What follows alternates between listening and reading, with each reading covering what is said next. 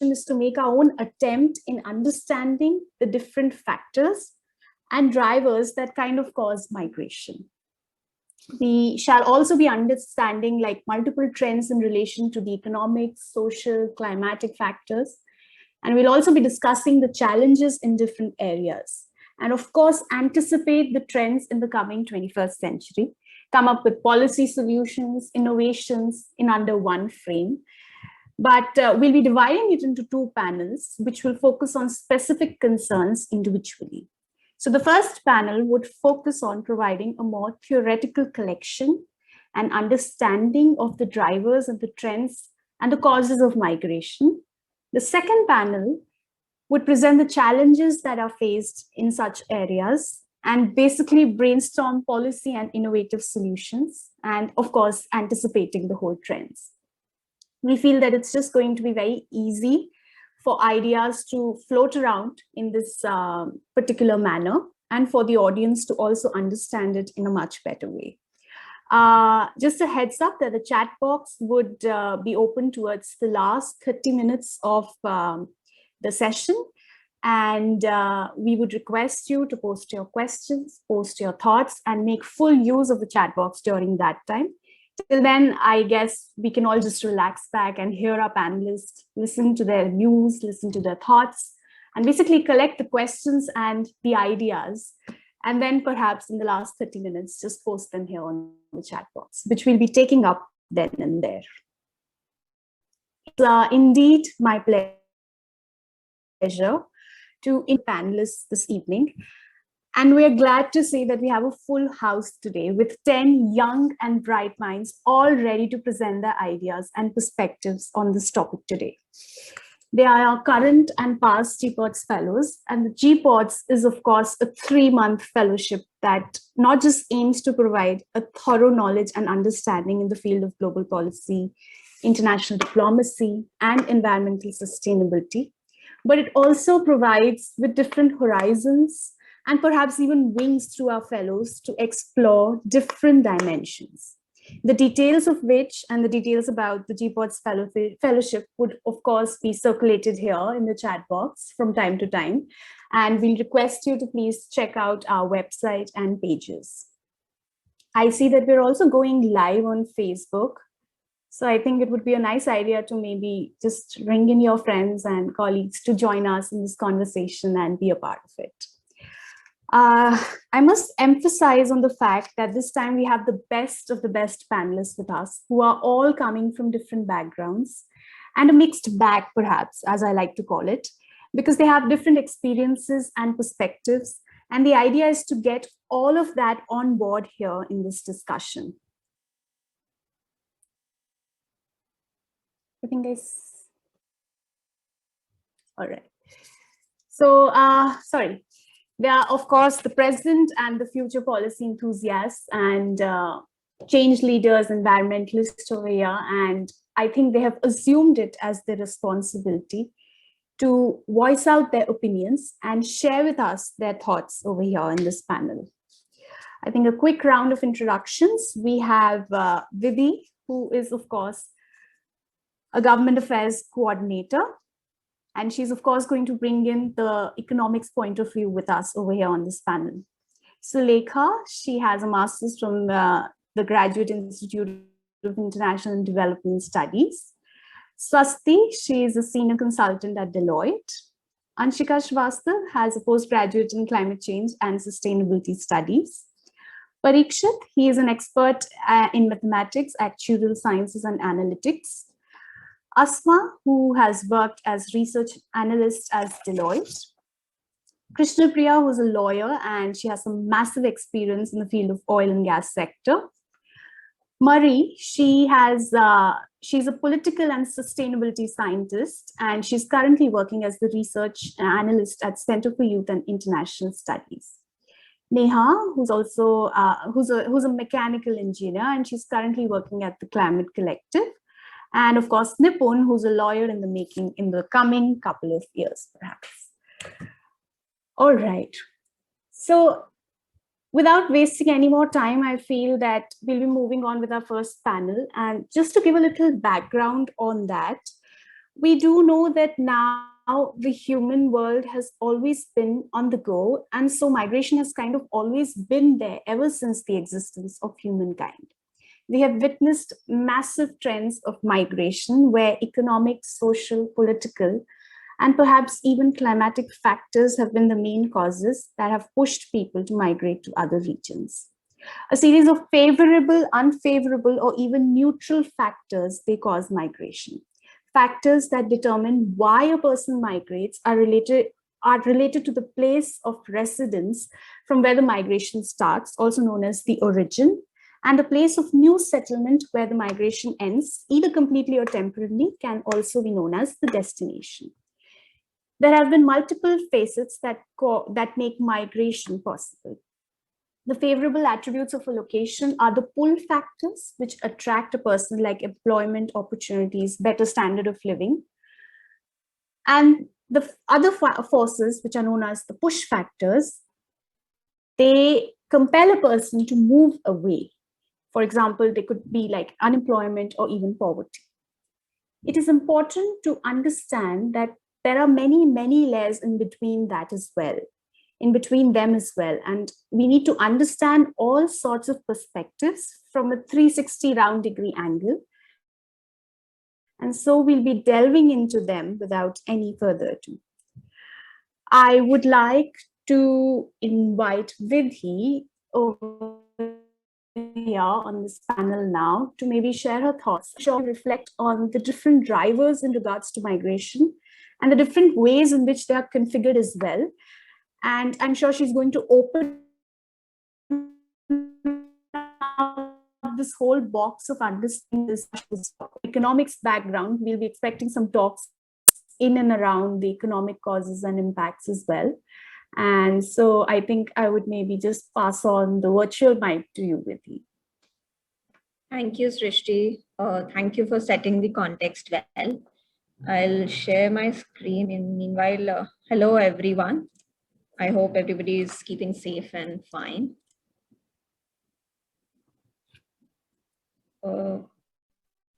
Can you see my screen? Yeah, yes, we can.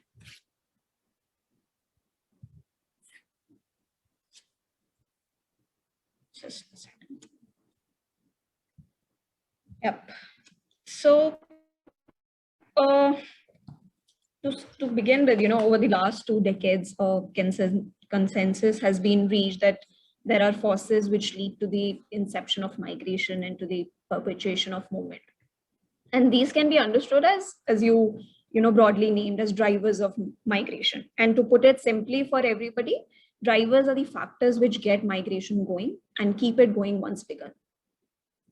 And explanations of the inceptions and perpetuations of these migration are focused on disparities in conditions between different places. And these disparities can be economic, social, political, cultural, environmental, and immediate factors. But for a better understanding, I've put these, let's just categorize them broadly and then see the distinctions. So the first factor of migration is predisposing factors. These contribute to the creation of context in which migration is more likely. And these examples include structural disparities between places of migrants' origin and destination shaped by the broader macro-political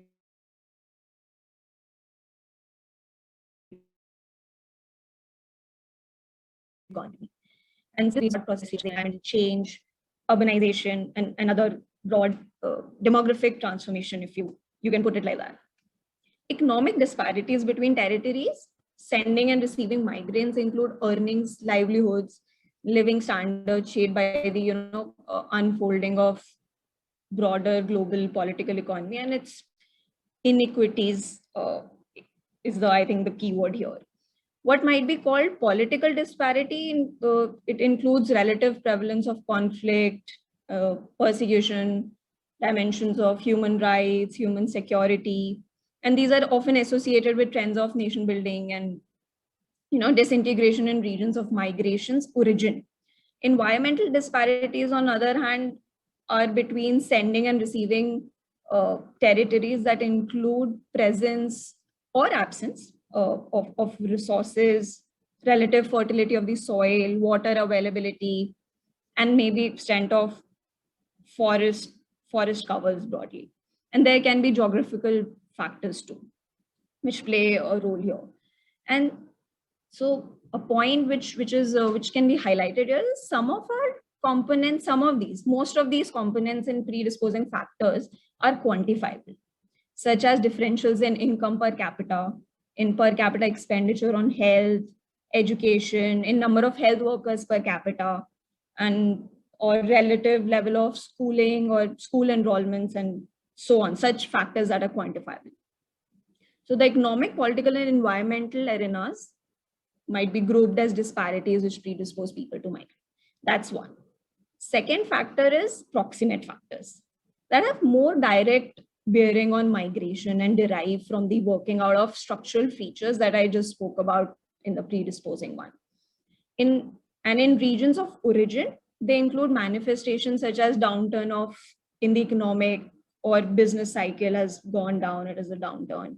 A turn for the worse in the security, human rights, environments, and usually generated by power struggles, or other example would be large-scale development projects that involve displacements, marked environmental degeneration, effects of climate change, etc.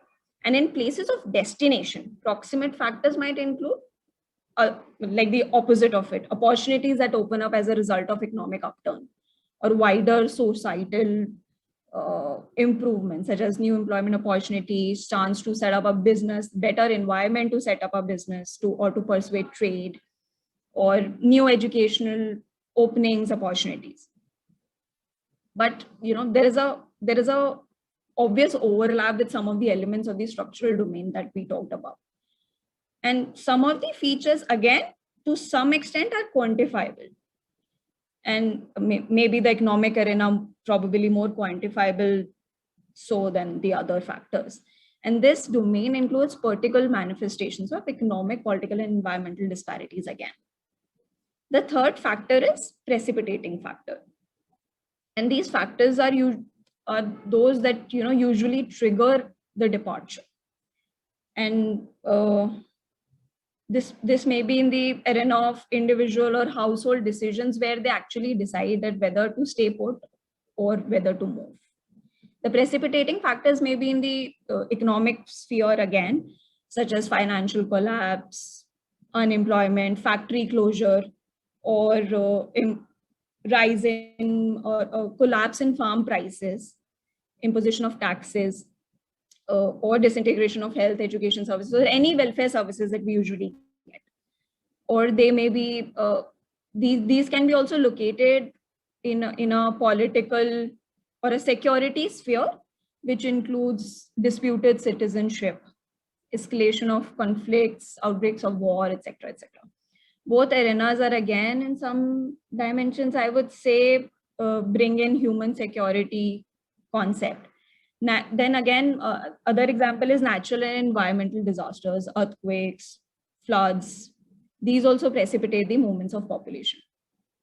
Again, there is a strong relationship with proximate factors, but unlike the previous two domains, I'd like to highlight that precipitating factors are often not so much measurable or observable. While they usually occur in places of origin, they may come about in places of destinations as well. So if we take example of COVID currently, we can classify it as a precipitating factor of migration. Fourth factor is mediating factor. Mediating factor can enable, facilitate, constrain, accelerate, and arguably maybe they may diminish migration too. Facilitating factors include the presence or quality of transport or the resources that are needed for the journey or for the transit period when you're moving from the one place to another. So those are the facilitating factors or the resources that you need. So constraining factors include absence of such infrastructure or the lack of such resources that are needed to move. And the migration regime, as we know, which embraces the efforts of national and international organizations to manage migration, has a mediating function. The influence of the panoply of policies governing immigrations, border crossing is, I believe, is subject to much debate. But policies and practice in other spheres such as trade, education, agriculture, welfare, housing are also likely to play a role here as factors of enabling also and constraining migration either way. And a related factor to all these is a culture of migration that can arise among people and communities who have become habituated to mobility. These components are again much less subject to measurement, and some are then, like proximate factors are more measurable or quantifiable than mediating factors. In this domain of enablement or constraint, volumes, forms, migrations can be determined or shaped. If the decision to move is determined by precipitating factors, the decisions how and when to leave, which household member should go, where to, are shaped by these mediating factors. And they can be conceived as shaping the degree of maybe risk that is encountered while somebody decide to migrate. And combination of these predisposing, proximate, precipitating, and mediating drivers or factors or forces, however you want to put it, shape the conditions and circumstances within which people have a choice whether to move or to stay put, or sometimes that decision is thrust upon them. So I will rest my case here on the factors of migration and give the virtual mic back to you. Happy to answer any questions in the chat box later. Of course. And I think I would encourage each and every panelist as well to maybe just speak up their thoughts as well, in case you feel that you wish to maybe make a supporting thought and, support the idea of that person. I think I'll be encouraging that throughout. The idea is to just make it as lively and as interactive as we can. Thank you so much, Vidhi, for really actually opening up the whole box of migration for me and for literally making my task really easy. Thank you so much for that. I think I'll now come to Sulekha, who, of course, was very keen on bringing her perspective and shedding some light on the popular culture of migration. And I think I'll ask her to maybe briefly touch on the different drivers in regards to healthcare, and perhaps specifically talk about them. And I'm sure we'll be needing more pointers on a different piece of understanding from you. And I'll come back to you later then, perhaps. And so over to you, Sulekha, please. Thank you, Srishti. Am I audible? Yes, you are audible. Very much loud and clear. So I actually would like to thank Vidhi for making a very overarching and giving us the structure of different sorts of drivers, the classification of how you would put different types of migration, and that actually gives rise to different categories of people. So for example, you will have internally displaced people in terms of people who are forced to move in case of natural disasters, or let's say crop failures, which are increasingly common, unfortunately, due to climate change.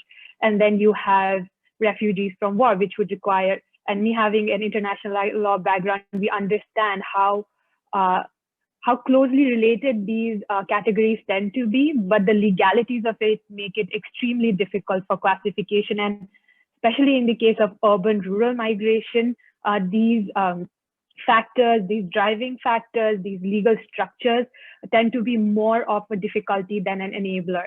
And why I say that is, it is a very complex problem. There are socioeconomic overlays to all these drivers. So I would go in terms of more and push and pull factors. So that the reason why we today are talking about urban-rural migration is not that it's an uncommon happening. Like Srishti mentioned in her introduction, it's been happening since biblical times. The problem is become very difficult to manage the urban and semi and movement away from rural areas. So that is something that needs to be really addressed. And the problem generally in the developing world, I speak with the context of India in the background, is we tend to pay a lot of attention to the push factor, but there is very little attempt to save people from moving to these areas in terms of reducing the push factors, right? So you have an excessive of pull and a very little, I would say, management of these factors in the rural areas.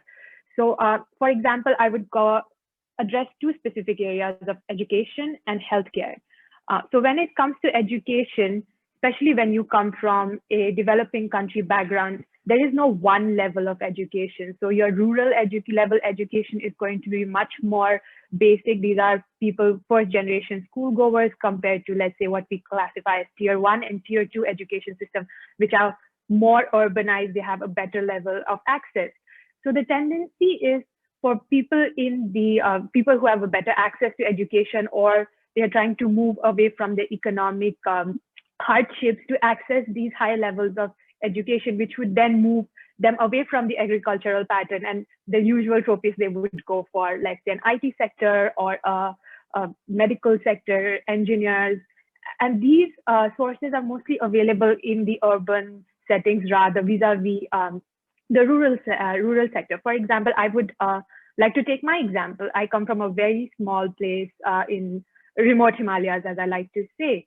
And given my background in international law, there is no way that I am going to find the kind of employment with my sort of formation. So I have no option but to move to a bigger city like New Delhi to find opportunities, and especially towards growth opportunities, right? So all the public sector undertakings, the multinational corporations, the, let's say, bigger law firms are always situated in these urban settings. So there's a huge pull factor for people seeking better opportunities. And that's the reason why I bring it up. It's very cross-sectional. Normally, the tendency is when you look at an urban-rural migration pattern, you tend to look at the economically less well-off people. Yes, there is a tendency, they tend to be a bulk of the population, but there is an existing, especially in the Indian background, of professionals in different sectors, really crowding or centering upon these metropolitan areas, let's say for the New Delhi, Bangalore, which tends to be the hub of the IT sector, or the financial sector in Mumbai. So that again informs the healthcare access. Why I say that is, yes, it gives you a better access to services, but now when you are in a public health crisis, having a huge population is not to your advantage. And that's where the lower economic sections become really pertinent. They actually move towards bigger cities, towards having these critical health measures, better access to medicines, even the chance of having better diagnostics. But they tend to be disadvantaged when it comes to the current situation, the pandemic situation, because to access basic healthcare, now they are being asked for papers, which they cannot provide. And now they're being forced to move back into wherever they come from, creating a huge health situation, because not only they are not going to get that healthcare access, which actually drove them from their sources to come to a bigger city, they're also going to be carriers. They're going to increase human transmission and make the situation worse in cases where there is absolutely next to zero possibility of providing healthcare solutions. And that, again, goes on to inform your security and human rights perspective, right? So it's extremely intertwined because for example, the migrants, let's go to the economic less well-off sections. They access to basic housing in a bigger city is always a problem. Then you see urban sprawl, you see mushrooming of slum areas, which have very little access to healthcare, sanitation, or even fresh water, which is in a way a violation of their basic human rights, which they should ideally have. And that is a huge problem. Usually the tendency is to focus on providing them better possibilities, but very little thought is given to the fact that maybe if there was a way of shifting these opportunities to rural areas to reduce these pull factors, that would be a better management of issues. Having said that, there's another security issue. You would see in these settings where you have very crowded spaces with very non-educated to semi-educated populations who are often just filling in the labor sector or the manual service sector, there is an increased incidence of sex and gender-based violence. And that again not only leads to a huge human rights issue, it's a basic security issue, not only vis-a-vis managing them in these spaces, as well as to the, let's say, a native population of a big city, which tends to be highly urbanized. And when these people who come from, let's say, very traditional structures, there is a tendency to have a cultural shock because gender roles, and I assume that the panelists after me are going to expound further on the gender aspects of migration. They do tend to have this huge cultural shock and this non-performance of roles that they are very used to growing up in. So that again leads to an incidence of violence, especially again, I re-emphasize to the nature of sex and gender-based violence. So largely we see that it's an intersectional, cross-cultural and across class situation. And that's what makes the challenge of urban-rural migration not only very complex, but very interesting. So I'll leave it at that and I'd be happy to answer any questions. Yeah, no, thank you so much, Sulekha, for really, bringing the pandemic in this situation as well. And I was just waiting that one of the panelists might bring up, and I think Vidhi also mentioned about the pandemic being one of these major drivers over here and kind of forcing this whole aspect of migration to another level. I like the fact that you linked the whole economic prospects as well with the aspect of education. And I think it's very, very important for us to really understand that economic prospects and education are very closely related to one another. And I liked how you kind of interlinked that. I think the point where you kind of left your argument out there and your point just over there, I think you left it somewhere around the aspect of human security. And my next panelist, Swasti, is, I think, just going to pick it up from there. She's going to go next. And I think, personally speaking, she's going to speak on a very sensitive aspect of the causes of migration. And perhaps it's something very, very close to my heart as well, and to many, many hearts out there as well. She's going to speak about gender discrimination as a driver of migration. Now, again, Swasti, we would definitely love to know and know your reflections out of it as to how exactly do you fit this whole thing in over here as a reason for women to migrate. I mean, what do you kind of understand, and how do you understand that one of the main reasons for women to migrate would be this? And maybe you can just throw some light on the women's perspective of this migration movement. And then maybe we can weigh down the positives and the negatives. And as we were discussing it before, I think it would be great if you can maybe shed some light on that as well. Thank you, Shrishti, and thank you, Sulekha and Vidhi. Firstly, I think you've set the context so beautifully, and I just love the transition from Vidhi to Sulekha and then to me. I think one of the things that is going to help me for sure is the way Vidhi set out the framework, because as we all understand migration, the way we sort of bucket these factors and drivers in our heads, one thing that we can probably start doing as policymakers is being very conscious of whether these frameworks are going to be significantly different if we bring the gender lens in, because those drivers have a different index to them in terms of their push and pull factors and the way they affect rural urban migration. And I know although Vidhi and Sulekha have extensively touched upon the framework, I'm trying to going to make this a little bit more of a fun aspect and try and engage the audience here. So give me a second and I'll pull up my screen and we are going to have some fun together before we get into the serious aspect of bringing the gender lens into those frameworks.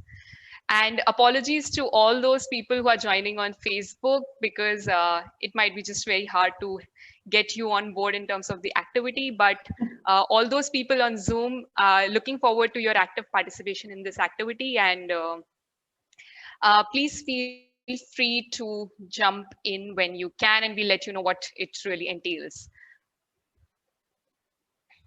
So first of all, if all of you can probably just use the function on the top of your Zoom screen right now, you might be getting an option to annotate. If you're not, please let us know. If you are, would love to hear from you. Just drop in a text on the slide right at the screen in terms of how do you identify yourself as. And this could be your primary, it could be your secondary. The idea is not to understand who you individually identify as, but it's just to get a broader sense of the audience here. So I think it would be best, Swasti, if you Swasti? can just let us know how it goes, because just go to the otherwise top of your screen where you might be seeing a green box in terms of where you can see that Swasti is presenting her screen, and go Yeah. to view options, click there, and you might be getting an option called annotate. If you're not, No, let me know. Unfortunately, I am not getting no, that. it's not there, Swasti. Okay, if it's not there, that's fine. Use the chat button and drop in your answers there. That should also be fine. No worries. No, unfortunately, the chat box is again going to be open for the audience towards the end. But I think we can kind of, If just there is think anything- about this. If there's anything you want people to write down, you can open it for a while. All right, sure. I think While that your sounds session's on. nice. Swasti, do you want? Maybe we can do that. Yeah, sure. Go ahead. No worries. I'm Alright, cool so- with it. If you guys can manage and help me understand what are those answers that are Of course, pouring as in. long as you're able to prove your point, and of course, I'm Yeah. really extremely looking forward to it, because as I said, that this is something really, really close to my heart as well. So the thing that you're talking about. So maybe if we can just have the chat box open for a while, and people can just post in their options out here. All right, I can see that it's working now. Yeah. Yes. And I think this is working perfectly well. Yeah.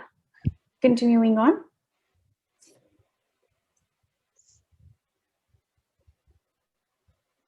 Kriti, if you could just add on maybe that whether you identify as a migrant or not, because that's the topic that we have at hand. Just make sure you have like that answer as well captured somewhere here, so that we can, sort of get to the next point. And I see like a lot of people here are migrants, which is very Yeah. interesting. I also am a migrant myself. So, so Vidhi is not a migrant. Very rare to find these days, Oh, and wonderful to have that diversity in the group, because I think that will help us structure this argument going forward. I'm a migrant. Oh yes. Thank you. You're a migrant who's trying to Permanent. Come migrate back. back, but is not getting the option. So, okay. So, point well proven. But thank you everyone for your responses. But if effectively, what I'm sensing is a lot of us here are migrants, and it's a good mix actually, and it'll be good to hear from both the perspectives. The next thing that I want you to go is, maybe if you have your phones on your side, if you could go to a website called www.menti.com. It's a very popular website. I'll drop it on the chat again. The link is on the chat window. Just go to, just maybe copy paste it on your desktop or your smartphones, anywhere if you have it. And I'll give you a PIN code to enter, and you can just head in and answer that question.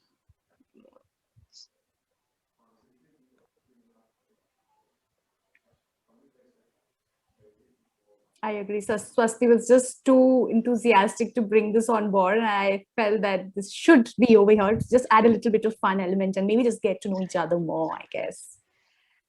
Yes, and if the code is on the top of the screen, it's 784111756. Again, I'll drop it on the chat. Feel free to jump in and drop your answers. Thank you, Ishan, for doing that. But so the question is essentially, why do you think people migrate? It could be a personal answer. If you've not migrated, what do you think why people migrate? That's also fine. Some of the options could be job, education, marriage, conflict, disaster, pandemic, other, never migrated. Even that's fine, whatever you think. And as you're submitting your responses, I can see them getting populated on the screen. And so far, education seems to be the hot choice of people. Where are they Very migrating to? interesting. Very interesting. I see somebody's entered political environment, and I would love to speak to them personally on this call sometime if time permits, because these are very interesting reasons to migrate. And yeah, definitely something that we will find there in terms of an insight, I'm sure. So Okay, Steve, so we you have- can guess who put that political environment. Swasti, was it you? No, I'm not I did. participating. Let's catch up. Let's catch up on that after this. Absolutely. Interesting. Okay. So education and employment seem to be the hot choice here. Both of them being primarily somewhat economically driven, I would say broadly. Uh, and this tool does not give us the functionality, but if we could just probably do a mapping in terms of how did you identify yourself as, and then what was the primary factor for migrating, that becomes an interesting insight. The cross section, as Sulekha was mentioning, it could be very different from the way people identify themselves as, and that's precisely what we are hitting at. So thank you for doing that. Thank you for participating in this. We'll stop this here and come back to the presentation. And there are two case studies that I want to discuss today from the gender perspective. And again, it's not a boring case study. It's in the form of a video. So would love to have you watch that, and then we can just get on to a discussion based on what you see. So, okay. So these are two females. They have a very different story in terms of why they migrated. And I would love you to go through this, and then we will probably discuss what you saw. And just give me a second. I don't believe you must be able to hear the audio. Just give me a second, sorry. Sure, take your time. Because I think I'll have to share my audio as well for this.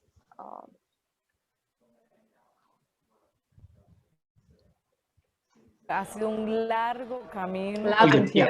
Both these videos are not in English, but you will have to follow the subtitles because I think they make very interesting these studies. Ahorita lo decimos fácil, Yocasta campeona mundial, pero no ha sido fácil, ha sido un largo camino.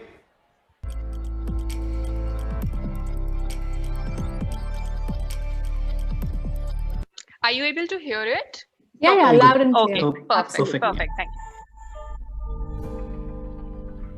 Yo sé que muchos ticos me tienen cariño, me quieren, porque he hecho las cosas bien, he ido al país a representarlo de la mejor manera. Soy Yocasta Valle, tengo 27 años.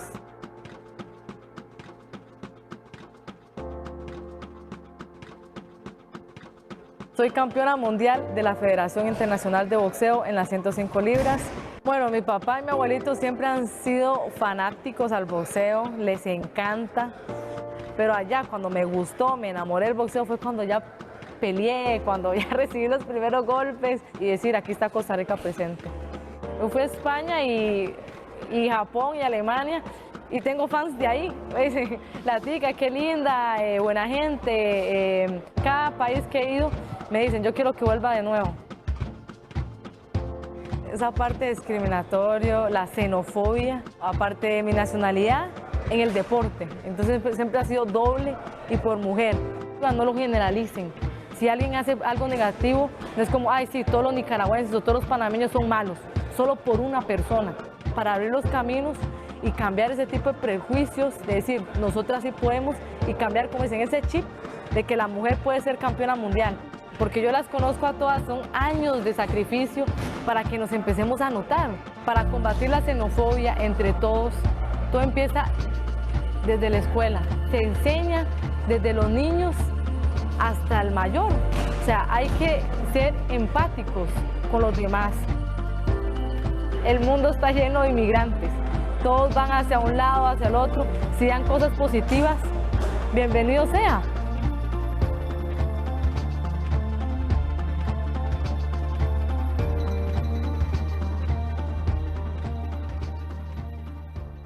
Okay, so I hope you liked the video, but I would probably take a pause here to first understand from all of you, what was that one thing that hit you from this video the most? And you can again drop it on the chat.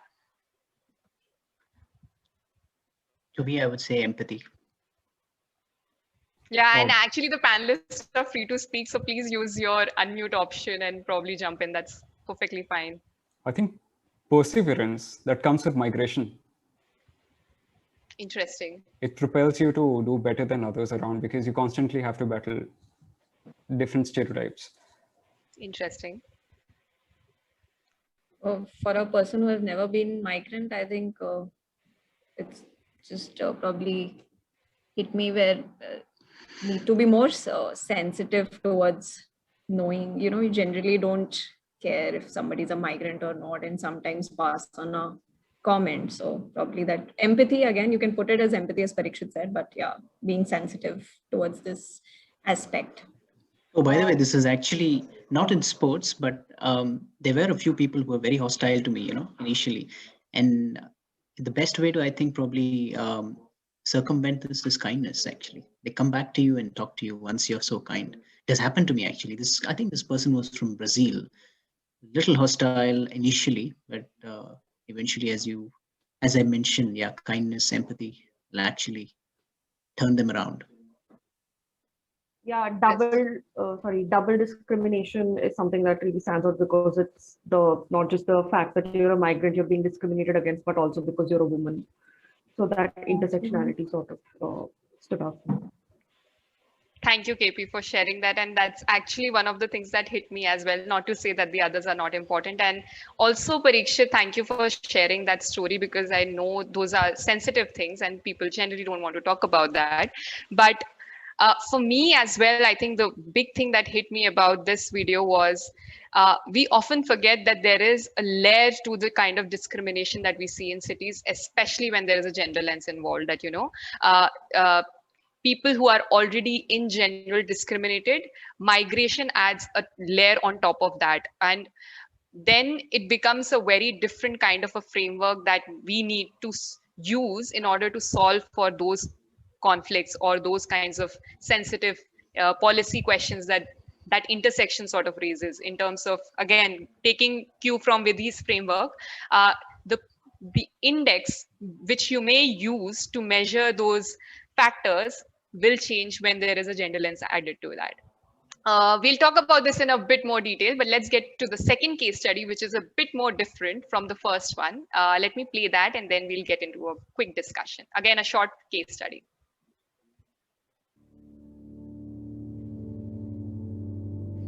Nos han hablado de las trochas, nos hablaron de dos trochas. Una, que por una montaña que hay una cueva, no sé. Y la otra es por los taxis, que un taxi no sé por dónde se mete, que sale y sale directo a Quito. Pero de verdad no sé qué tan real sea, no sé si es seguro, no sé.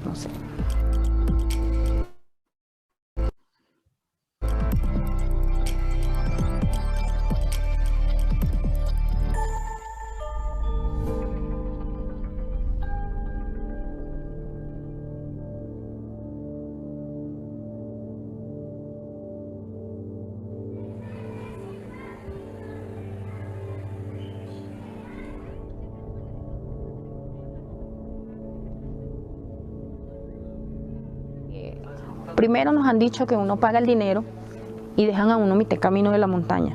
No, yo no me voy a ir por una trocha.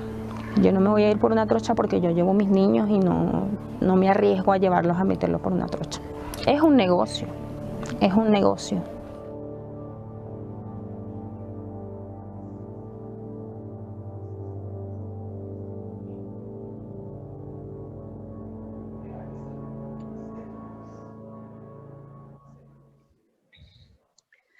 Okay, so let's get back to the discussion. And the two case studies are, I think, if you think about it from your gut, it'll make you think that they're significantly different in the way and the reasons why they might be migrating.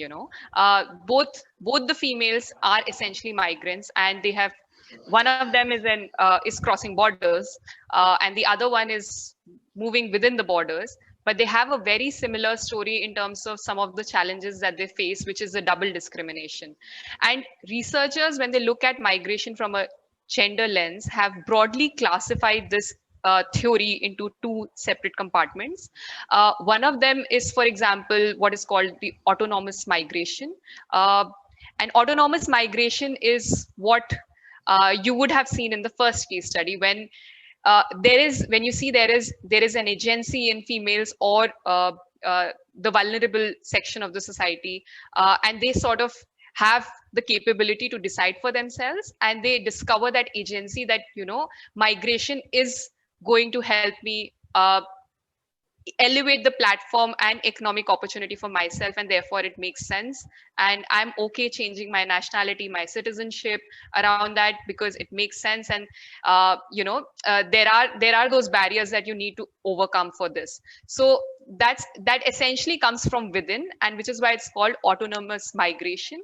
But then the second case study is something that is called associated migration, which is also one of the most prevalent reasons for women, especially in developing economies, and why they migrate, because most often they are doing it because of either an economic opportunity that their counterpart might have found in cities, or their sons and daughters might have found in the city, and most often they bring the entire family with them.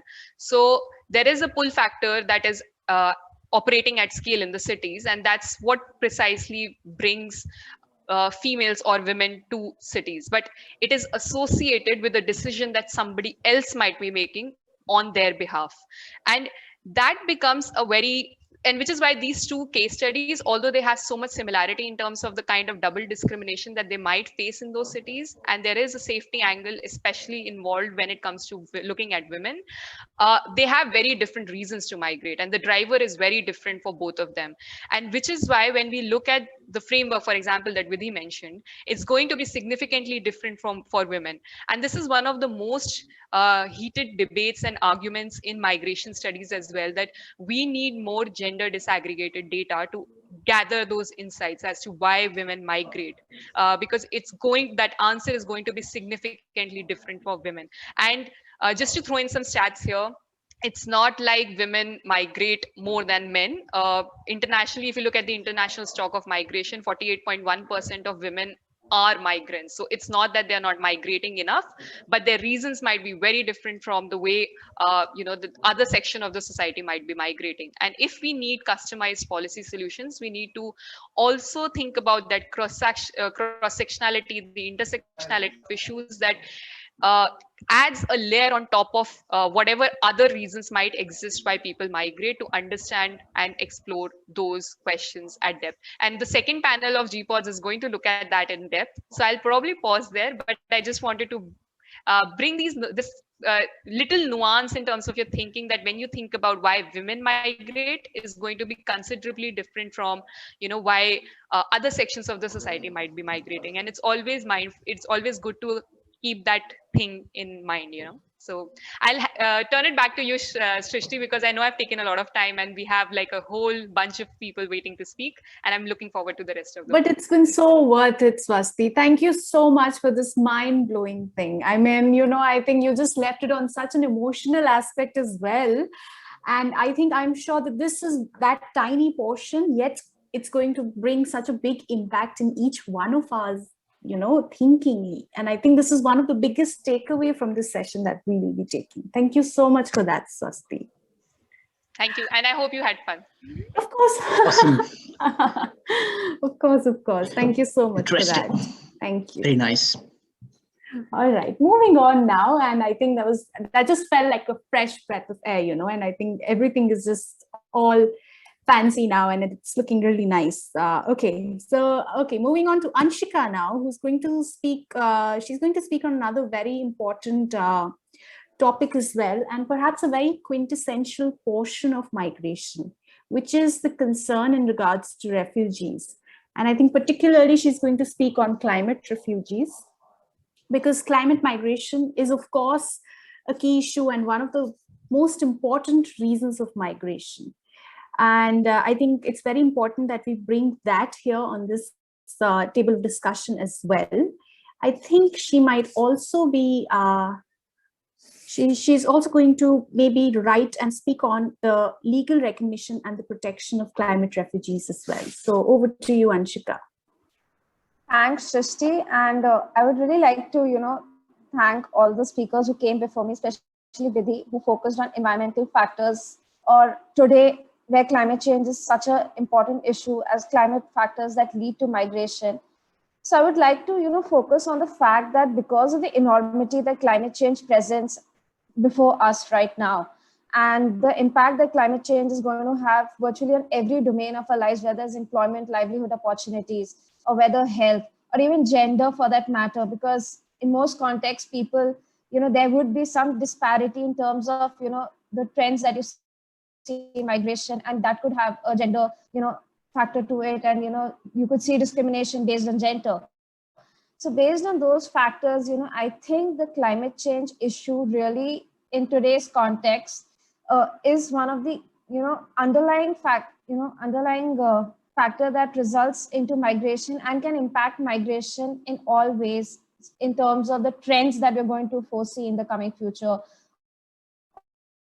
or the number of migrations,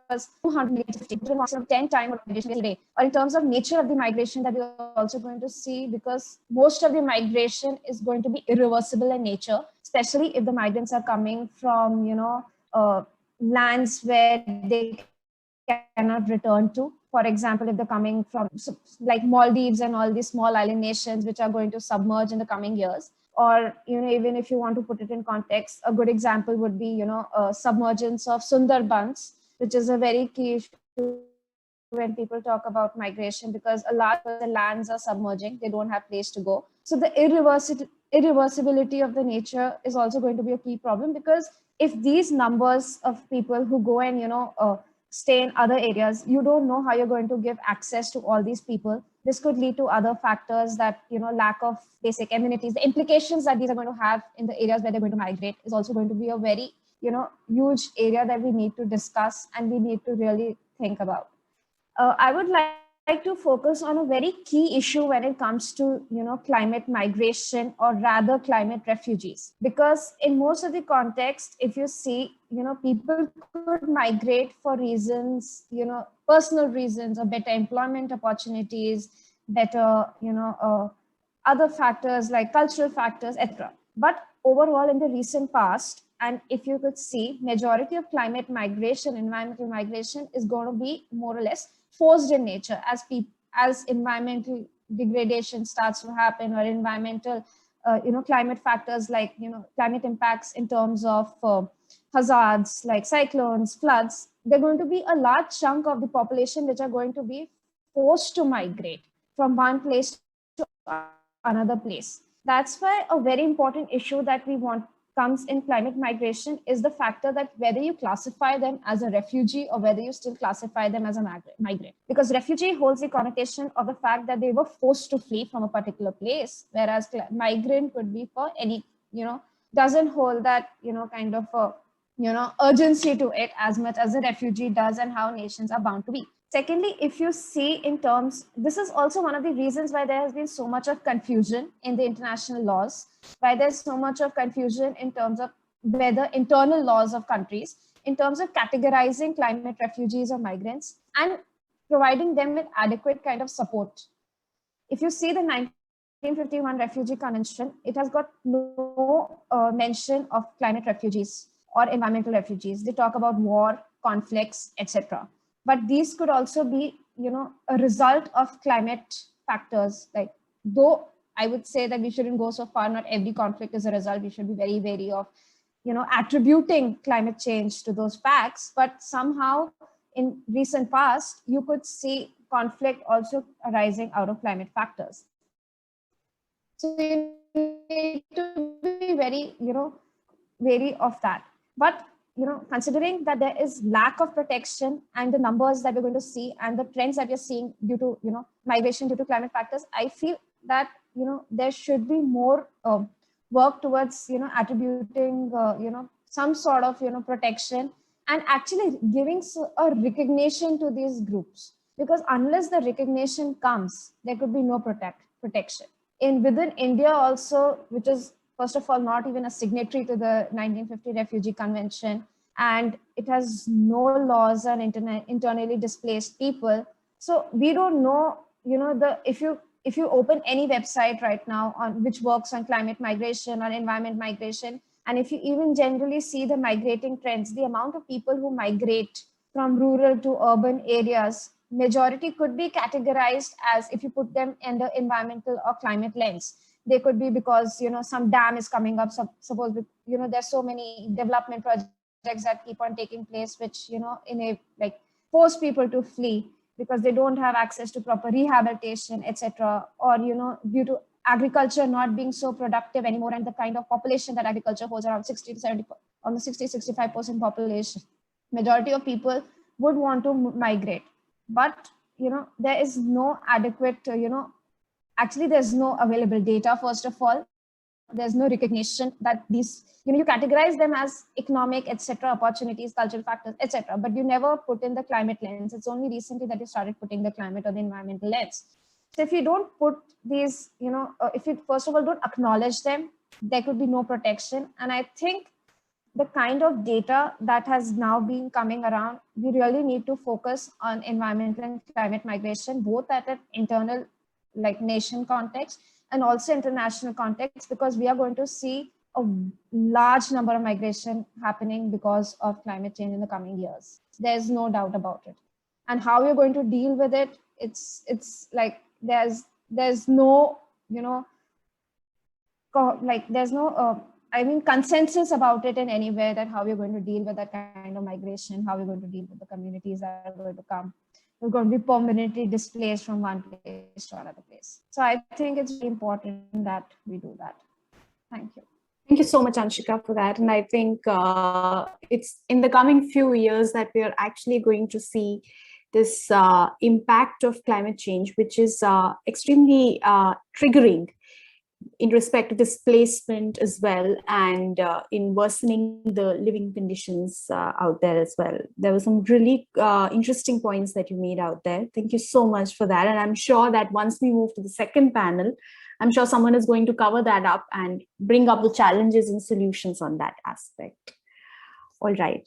The next person whom we are going to turn our eyes on would be Parikshit, and he's of course going to bring in and rope in a more analytical lens, an analytical side of this whole set of drivers.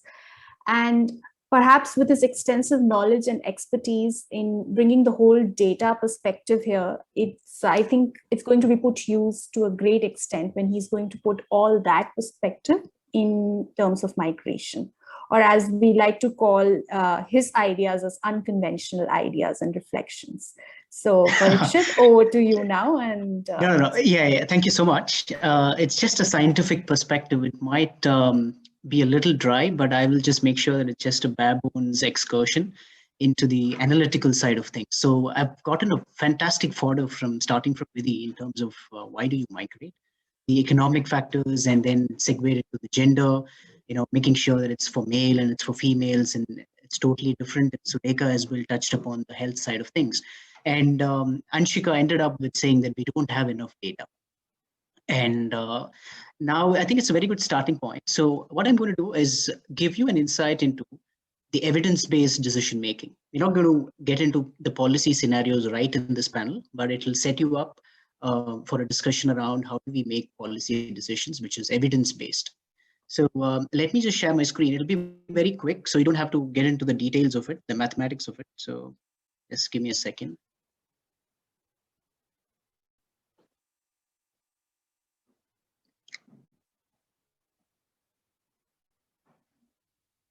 So able to see my screen, right? yeah. All right, so how do I get this screen out? All right, so yeah, so let's put on an analytical lens over here. So what does that mean? I'm going to give, as I told you, it's going to be a bare bones. So what does that mean to put on an analytical lens? So we're going to delve into relationships between data points, between metrics, apply some logic, have a coherent way of understanding, the whole fabric of migration, and then the concept of neighborhood. Trying to find out patterns, which data points are close, similar to each other, and dependencies, between variables. Who is the target variable? What are we trying to achieve in the first place?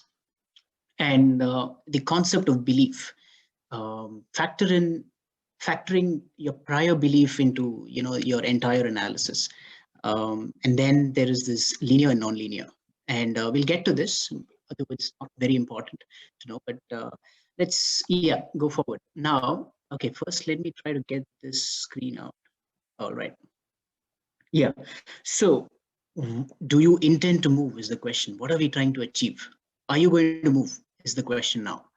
That is the analysis all about. So let's say this is rural over here, this is urban, and the analysis basically went to these rural areas and wanted to check the migration intentions of the residents over there. And why do we do this? We'll get to know as we progress. And so when the survey was done, it's a mixed method survey wherein it's a quantitative as well as a qualitative survey.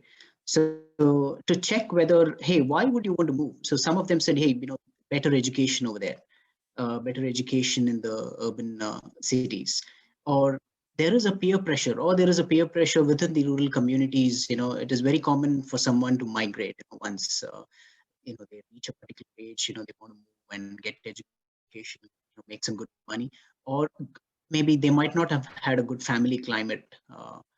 That could be a very big driver. So a survey was done to closely question them and understand what was the motivation behind to move to these cities. And very, very important thing, which is I feel is neglected in India, is mental health, which is psychosocial care. People move to the cities, also cities beyond the boundaries, national boundaries. So moving to another country, developed countries have better mental health facilities, and good cultural and sports centers. So, I moved to Melbourne, and if you ask me, I wouldn't go back to India, because one of the reasons would be sporting amenities. I'm just bombarded with sporting amenities over here. And over here, if you look at it, it's for children as well. My children would grow up, or anybody's children would grow up having great access to sporting facilities. And of course, finally, make money, tons and tons of money. So the survey was done to understand why would you move in the first place. So this is on the data collection side of things. So we are collecting data. And as Anshika mentioned, data is also an issue now. We are collecting data over here. We're going on the ground with the COVID in place. This is a big challenge that we'll have to tackle. So this might be a little arcane. So we'll just breeze through this. What are we trying to do is we are trying to feed in some of the factors that we discussed on the previous slide to get into the neural network model. So this is a neural network architecture over here, which is mimicking the brain, human brain. So all of the inputs is fed into a layer, and your output is what are we trying to predict, or what is the target variable? What are we trying to predict is migration. It's migration intention. Would you migrate or not migrate? Which would be one dichotomous variable. If you migrate, you say yes. If you don't, you say no. Okay. And we are trying to find a relationship between these independent variables on one end and the dependent variable on the other end. And once we find the relationship, and once we get to an equation of sorts, and then we can tweak each of these variables and see what would happen to the target variable. So essentially what we are doing is we're training a model. We're trying to learn from data, which we collected over here. And once the model is developed, and why do we get to a neural network architecture? Because if you've had some bit of training in mathematics, what we are trying to do is we are trying to model a non-linear relationship between variables. By non-linear, I mean curvilinear, which is not linear. A linear is something, an increase in one variable leads to an increase in another variable, or an increase in one variable leads to decrease in another variable. So pretty linear. But you see a lot of curves over here, very complex relationships between variables. And that is when the whole idea of UAT comes into universal approximation theorem. Fine. So once we develop a model, get an equation, we have an equation in hand that will tell you if you feed in the values for each of these data points, you're going to get a target variable, and you'll know whether the person has an intention to migrate or not.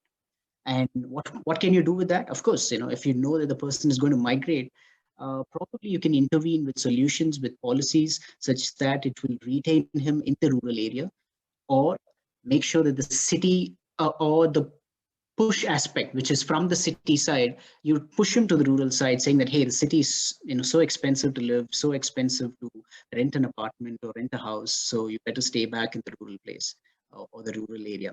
So you can design policies in such a way.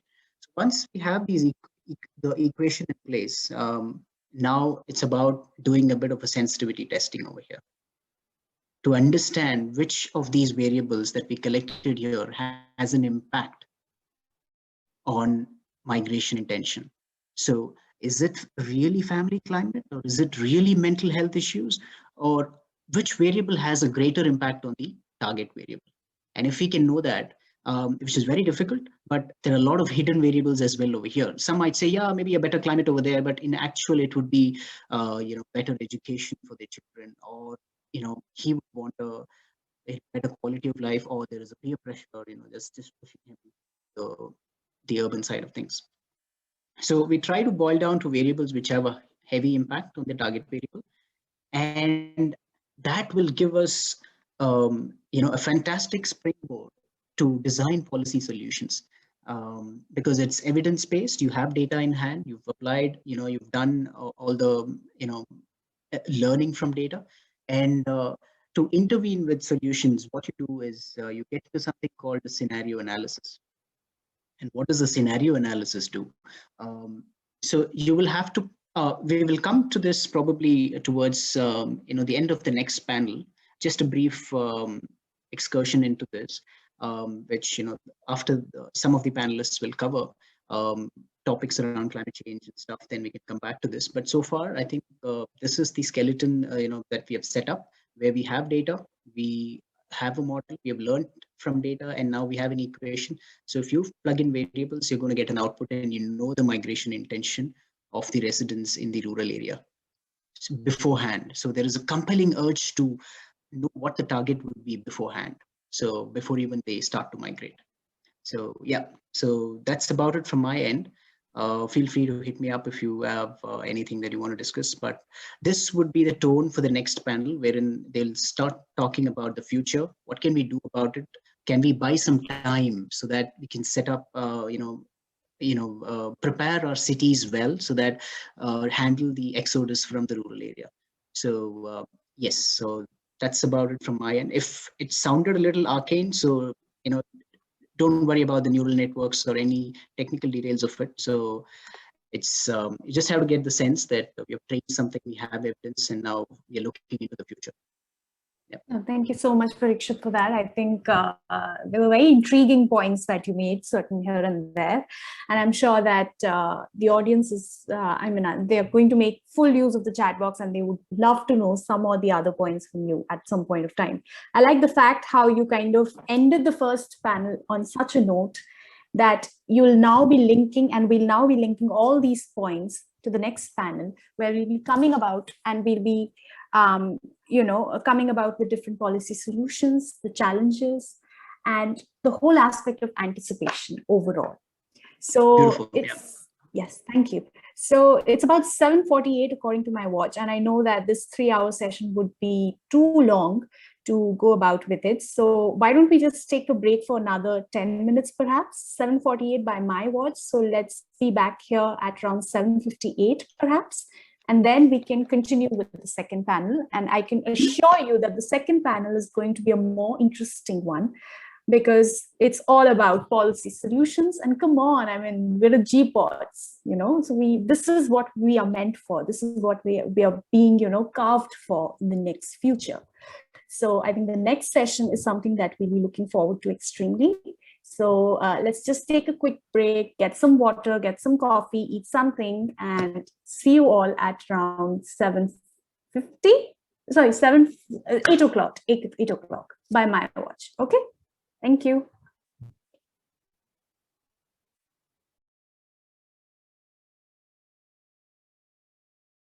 Scan.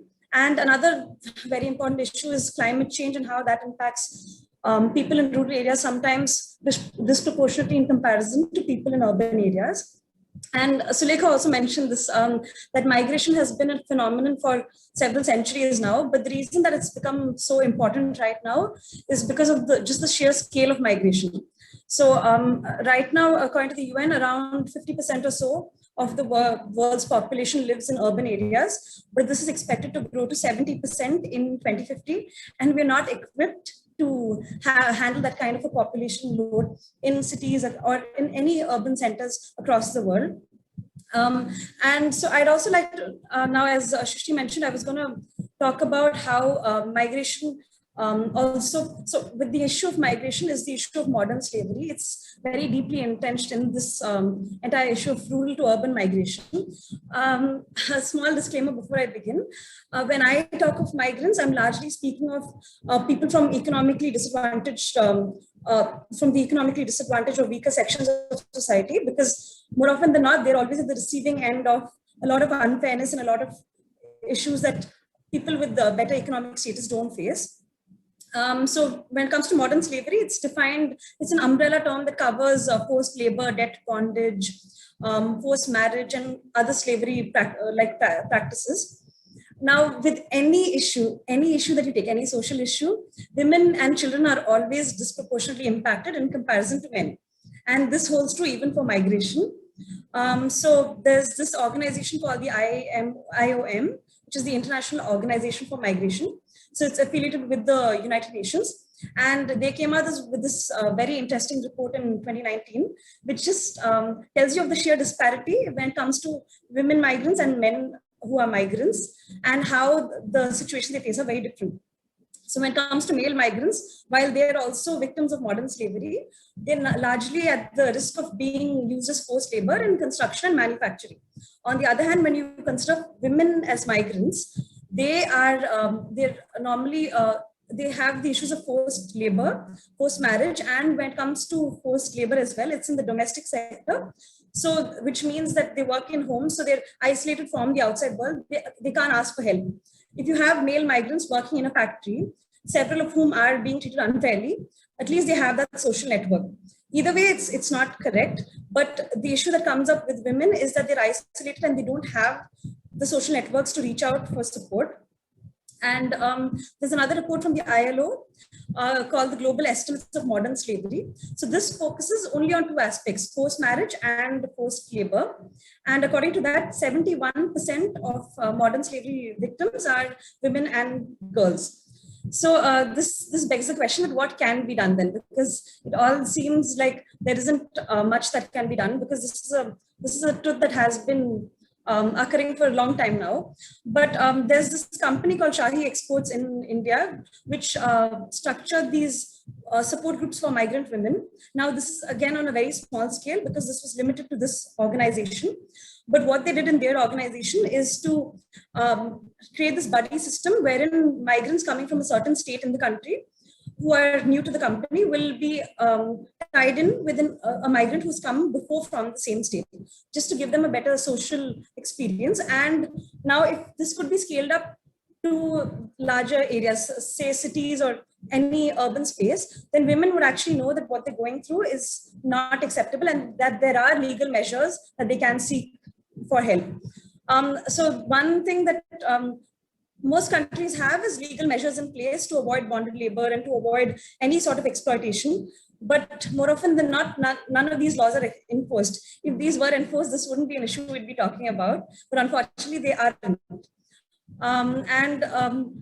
I believe someone in the previous panel mentioned this as well. I think Swasti talked about how we need gender disaggregated data, because the issue right now is that when you look at stats for migration, you get migration with regards to men and women as a whole.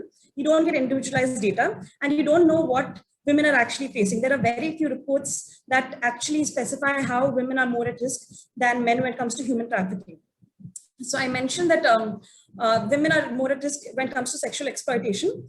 This is basically a non-issue for men. This is not beliefs that I hold, but these are beliefs that were that the IOM report, that the IMO report reiterates as well. And also, when we were talking about this, KP mentioned, Krishna Priya mentioned how we could have civil society organizations contribute more to the entire process, because policy interventions are not a solution entirely, because just by the level of migration that is happening, it's not possible. So civil society organizations need to be given more powers when it comes to helping people who are disadvantaged, whether male migrants or female migrants, and to help them reach better circumstances. Another thing that also happens is that while several governments globally have rehabilitation programs, so they will rescue people who are in, say, in bonded labor situations or in any other situation that is not legally acceptable. But they are, and so they rescued, but they aren't given the means to avoid such a situation in the future.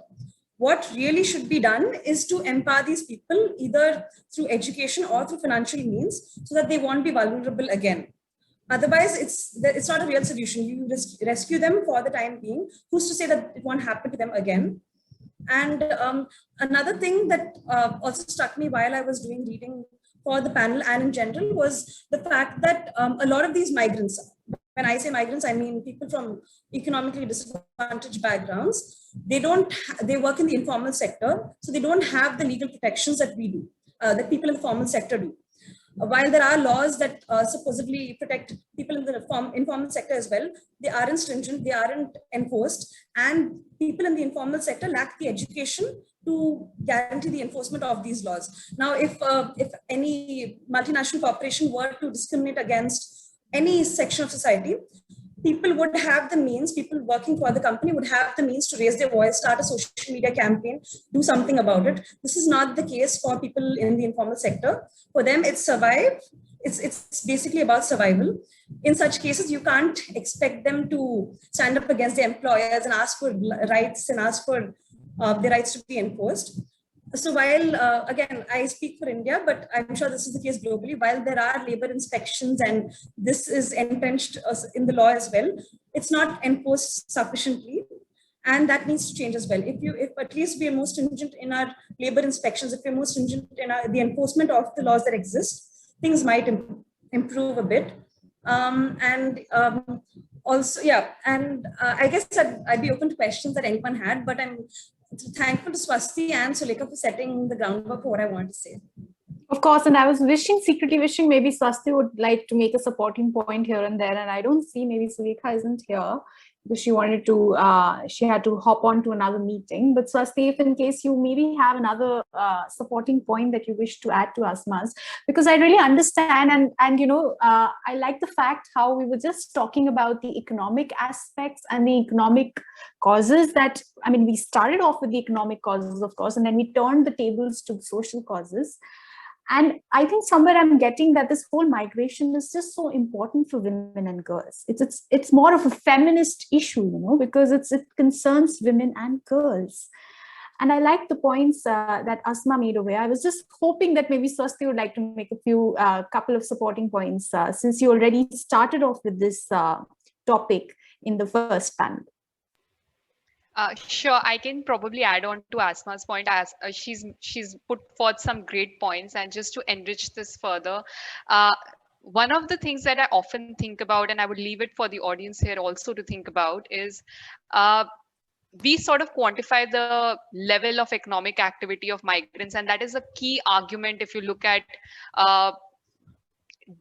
either dispelling some of these myths around migrants, whether, you know, the influx of migrants actually generates more economic opportunity for the source of or the point of origin or the point of destination, and it most often is used as an economic argument to either, you know, define your positioning in terms of being for the topic or against the topic.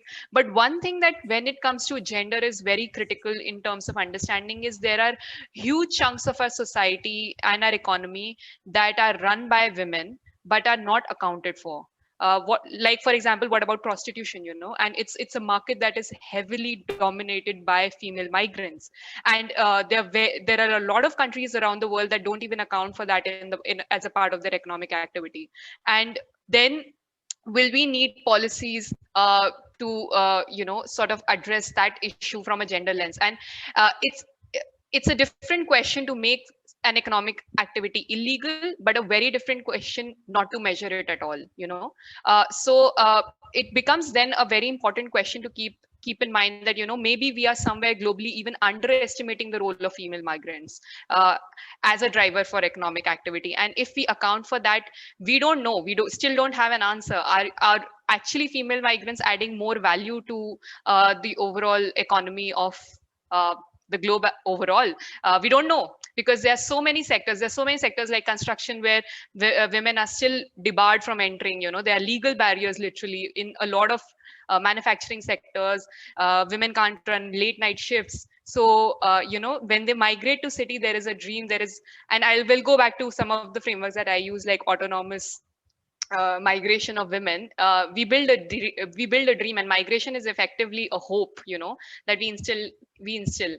What happens to that hope if you come to the city and you find that you cannot even be employed in those sectors which you probably thought of, just like your male counterparts? So those, and you probably land up in sections of the society where you never wanted to be. So I think those are questions that require a gender lens, and we probably, the starting point for me would be start measuring it. Even if we can continue to debate on whether to make it legal or illegal, and I understand there are hundreds of arguments for and against it, but let's at least start measuring, because only then can we start solving for it. I'll probably rest my case because I think Asma covered everything else very beautifully.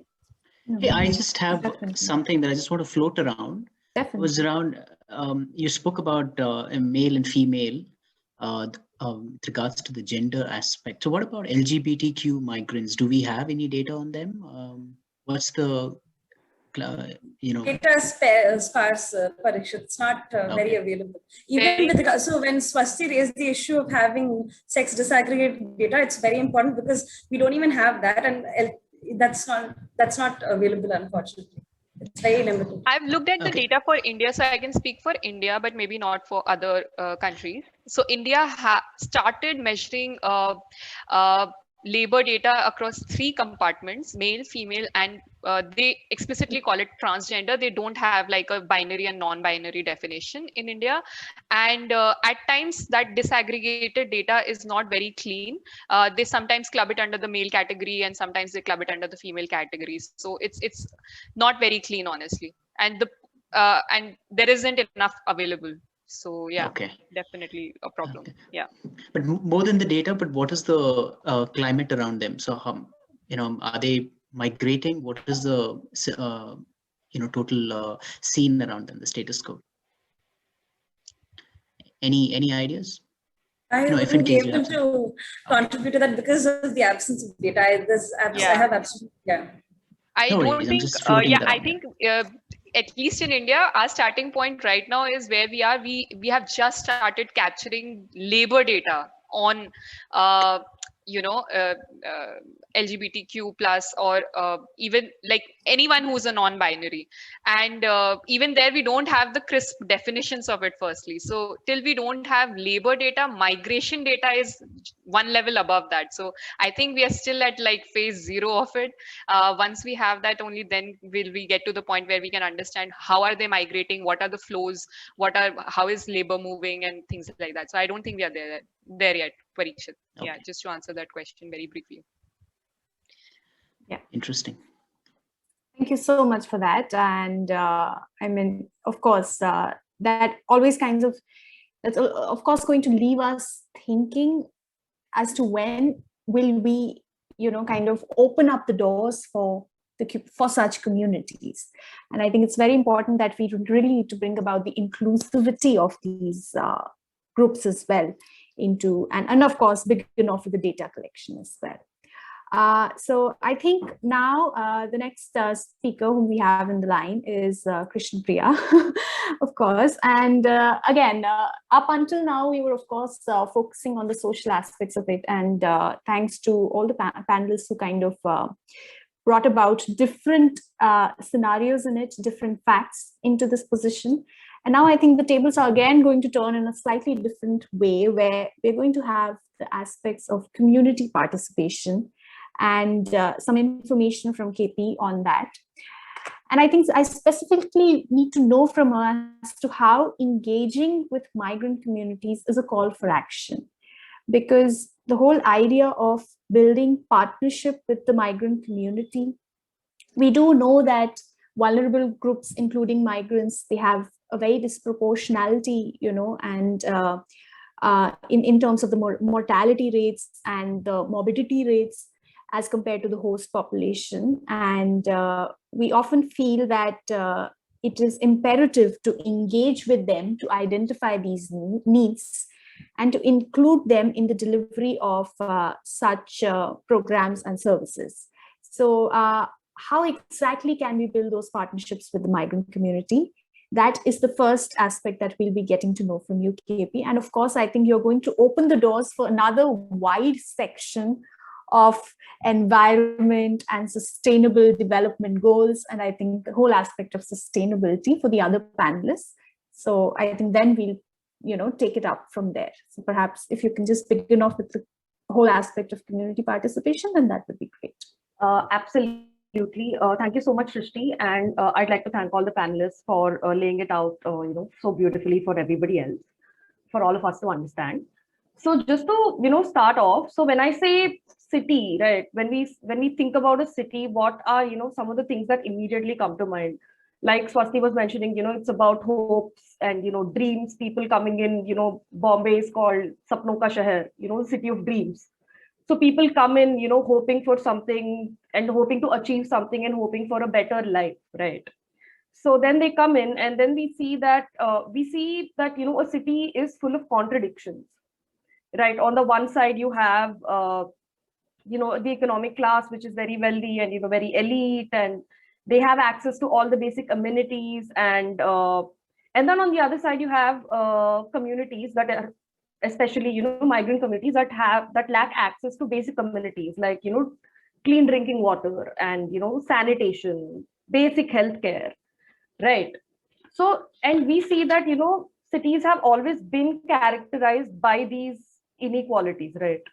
And when we talk about anticipating rural-urban migration in the 21st century, we know why people migrate, right? And we know why they migrate. So then we can expect more people coming into a limited geographical area, which is already constrained. And if the pandemic has shown us anything, it has shown us how ill-equipped our cities are to handle, something like this, and how disproportionately certain communities get affected by instances such as, a pandemic, right? And on a similar vein, we can also see that, climate change also disproportionately impacts certain vulnerable communities. So for example, if we take, the city of Jakarta. So Jakarta is obviously, of course, the capital of Indonesia. And I don't know if you guys know, but Jakarta is actually sinking. So it is sinking not just because of rising sea levels, but it's also sinking because of, poor urban planning. And the people that are immediately impacted and most vulnerable to this are people that, live on the fringes of the city, that live, closer to the sea, right? And they lose their livelihoods and they lose their families and they lose, they have no access to food, they have no access to, safe housing. So as the cities exist right now, they're already full of contradictions and full of, economic inequalities, which is why it is absolutely important and it's imperative that when we think about making a city inclusive and, making a city accessible and making urban spaces accessible to people, we have to think about the people that are most vulnerable to, changes. So even in Bombay, right? Bombay, floods every year. Right, but the communities that are impacted the most are the communities living in the low-lying areas. And these communities are more often than not economically disadvantaged, and some of them don't have permanent housing. And so these are something that I just wanted to draw attention to, because, cities as they exist right now, I'm just going to reiterate this because I really want to emphasize on this. And they are not inclusive, and access to resources and access to education, access to health is, quite exclusionary, right? And especially in the developing countries, the gap is quite high. So when we talk about bridging that gap, right, which brings me to the sustainable development goals. So the Sustainable Development Goals obviously, are full of hope and optimism, and they give us something to strive for, right? We have to strive towards something, as especially as the next generation, we have to strive towards building better and doing better than we have done in the past. And now we see all these challenges sort of mounting on top of one another, right? We have gender discrimination, we have discrimination based on sexual orientation, we have xenophobia, we have climate change, and we have all of these issues coming together and buttressing the existing inequalities that exist in today's cities. Then when we talk about sustainable development goals, then specifically with respect to urban areas, we have, SDG 11, which talks about making cities and human settlements inclusive, safe, resilient, and sustainable. Right? There are 4 things here, which is inclusive, making them safe, making them resilient, and making them sustainable. Which then brings me to, so I actually had a video that I wanted to show you guys, but I don't know, it's quite a long video.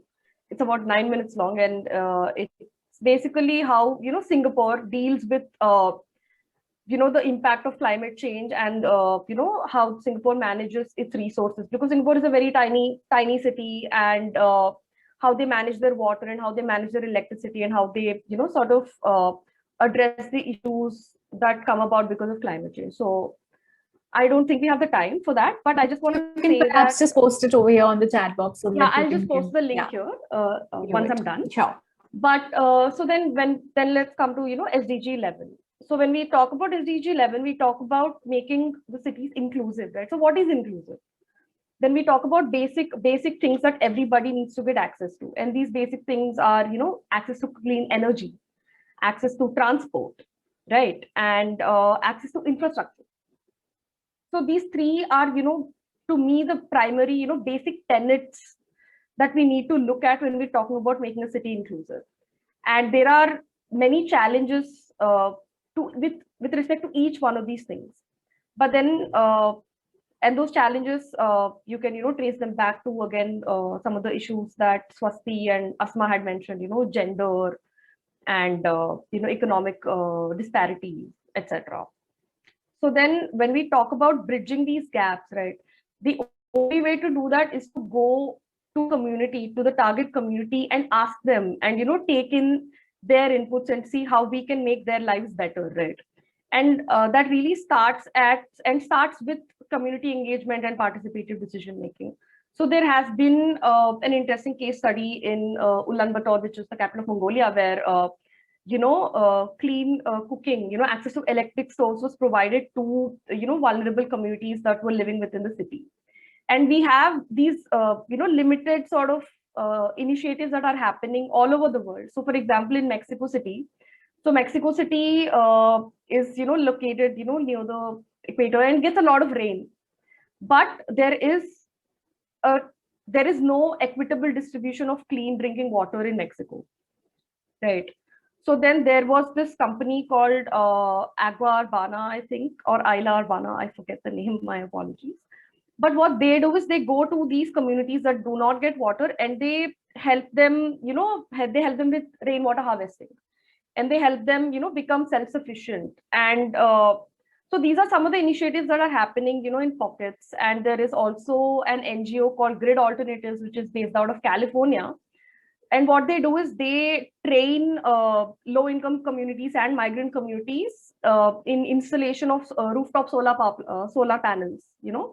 So it's basically you're hitting 2 birds with 1 stone. You're creating employment for migrant communities, and you're making your energy. You're making your city greener, and you're making it cleaner, right? So these are these tiny initiatives, which again brings me to something that we need to be very cognizant about now, that the importance of local governments and the importance of urban local bodies in driving these changes, in making our cities safer, in making our cities inclusive.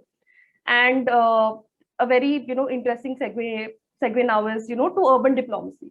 So there is a group of cities called C40, which is these 40 cities that exchange knowledge and exchange resources, and and striving towards achieving your SDG 11. So on that note, and coming back again to, Indian cities, right? We know that they're full of contradictions. And for example, I think Anshika had mentioned Kolkata and Sundarbans earlier, right? So for example, if you take Kolkata, so Kolkata is exposed to extreme weather and rising sea levels and refugee migration from both, the rural West Bengal and also from the state of, from Bangladesh.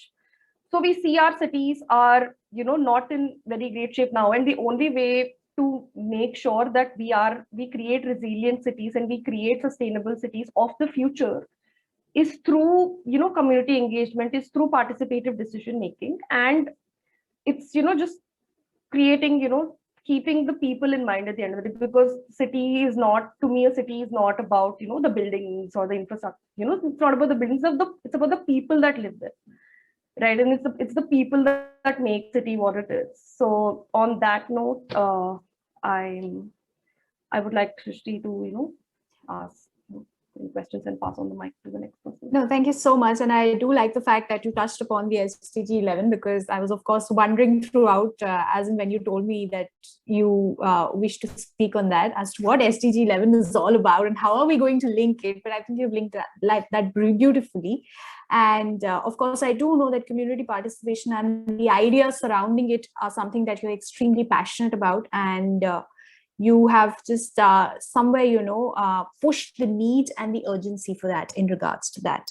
I like the fact how you basically placed on record about the entrenching inequalities and the aspect of inclusiveness as well. So thank you so much, KP, for that. And here's the video. But you might want to add that to the group on the chat box so that they can access it. Thank you. All right, moving on now. We are just coming now to the end of this whole panel, but we still have 3 more panelists who are, of course, going to open up the discussion in regards to environmental sustainability and environmental solutions, because the next person whom we do have over here is Marie. And Marie, of course, is going to speak particularly on regards to environmental solutions, and she's going to focus on the aspects of biodiversity. Now, since we are the GPODS fellow, and of course, you should be understanding that a major portion of our studies and interest and understanding revolves around environmental challenges and sustainability. So at bringing that on board, I think I would request Marie to please open up this portion of the panel discussion in regards to the environmental solutions. And I'm sure that she's specifically going to focus on biodiversity, since she was very keen on bringing that on the table, and perhaps even connect that with the concern of smart cities, because I think it would be really great if you could just briefly explain to us what the smart cities are and what is the theory behind it, and maybe then open up the larger subtopic discussion in regards to globalization and connections. Of course, you're going to begin off with the biodiversity thing, and then maybe we can take the floor there, right? Over to you, Marie.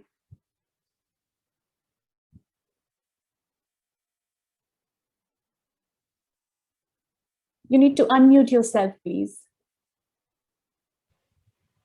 Okay. Yeah, we can hear you now. Yes, we can hear you now. Yeah. All right. So I will be focusing more on the biodiversity aspect and social aspect of migration. And thank you for all the previous panelists for laying the ground and focusing more on human rights and all the other aspects. It's been very interesting. And as you all know, biodiversity is really the basis for all human life and therefore cities as well. And biodiversity loss, just briefly, is caused by pollution, destruction of habitats. So, for example, soil pollution and deforestation, overexploitation of natural resources, alien species, and climate change. And if you look at from the city's perspective, if you take the whole land surface area of the Earth, cities cover only 2% of the land surface, but they are actually responsible of 75% of the natural world resource consumption and pollution discharge. So they are a very big cause for, they have very big ecological footprints. And as already been mentioned, the urbanization is only going to increase in the upcoming years. So the stress to biodiversity, but also the climate change is also going to increase. There isn't actually much research done that what urbanization and migration and biodiversity more specifically means, not so much in the context of developing countries. There is a little bit more information from developed countries. But for example, to illustrate it, there is a synthesis center of German Center for Integrative Biodiversity Research, who has reviewed around 900 studies that are related to urbanization and biodiversity. And what they found was that direct effects of cities on natural habitat and biodiversity occur when urban areas expand or they are converted into natural habitat into cities. And what they estimated that approximately the land area, a little bit over the size of UK, is being converted into city space between 2000 and 2030. And specifically, this is caused harm in coastal China, Brazil, and Nigeria, where there are very naturally rich biodiversity habitats. However, the indirect effects, which are resource use and pollution of urban growth and biodiversity, is going to be largely far greater than the direct effects. And the researcher estimated that just the area required to feed the world's cities is 36 times greater than the urban area of cities.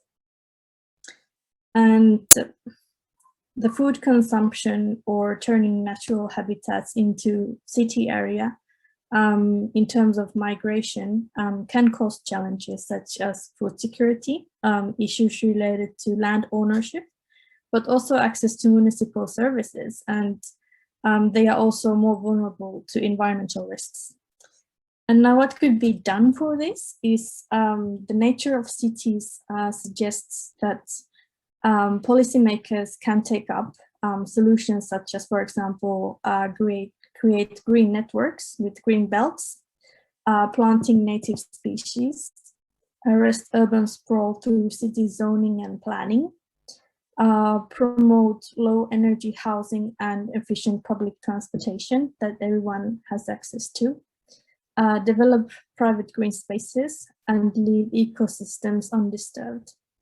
But as already being covered by Ashma and Krishna, we also need solutions to ensure that the social and economic equality actualizes throughout these green solutions as well.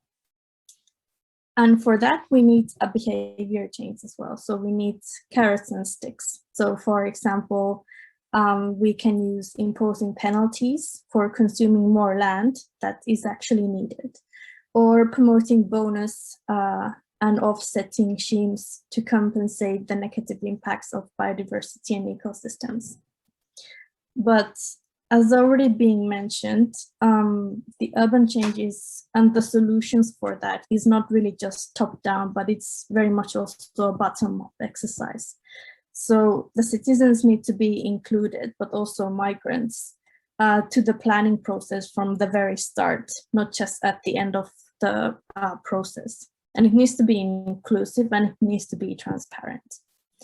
The prediction and the process needs to be planned for long-term, not just short-term aspects, but also we can educate and inform local authorities, such as policymakers or mayors, about best practices.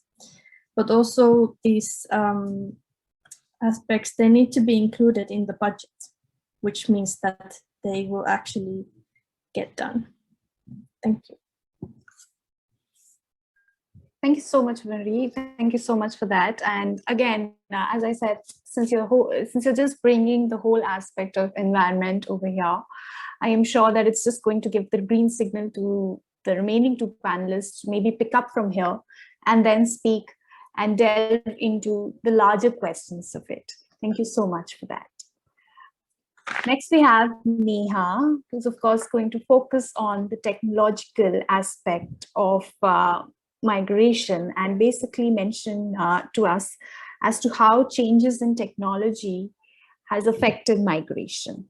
And perhaps if I may just add a little question here as well, and I would love it if you can maybe address this in throughout your little reflections that you'll be making. I would particularly wish to know, and I'm sure that there would be people out there, they would be wondering to know that what would be the trend in the coming few years in regards to that. So maybe if you can just connect that dot as well to your reflections, then that would be great. Over to you, Neha. Thank you, Swasti. Thank you, Shrishti. Sorry about that. Good evening to everyone from India. I thank all the panelists who came before me for laying the excellent groundwork.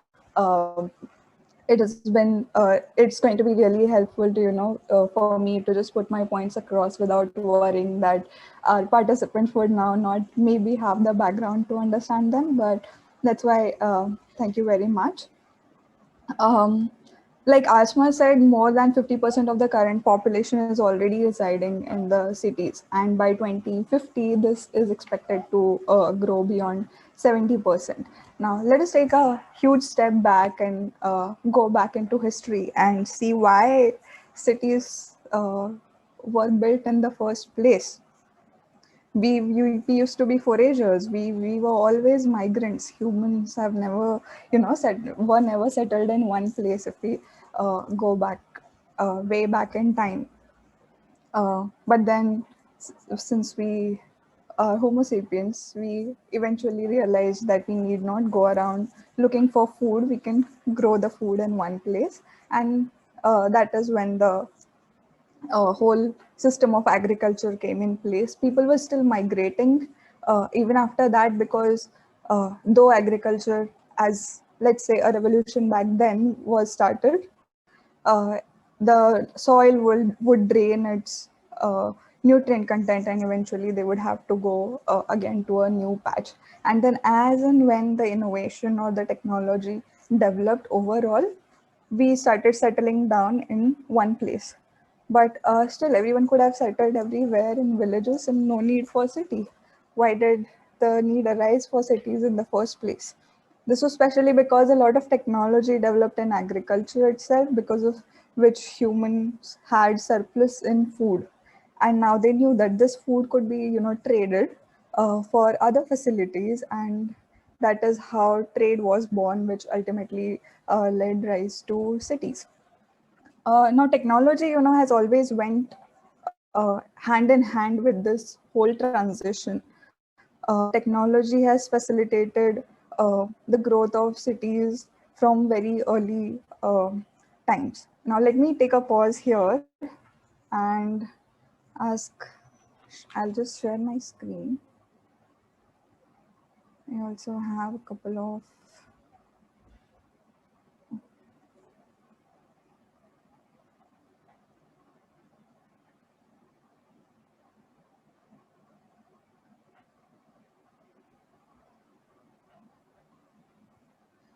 Are you able to see my screen?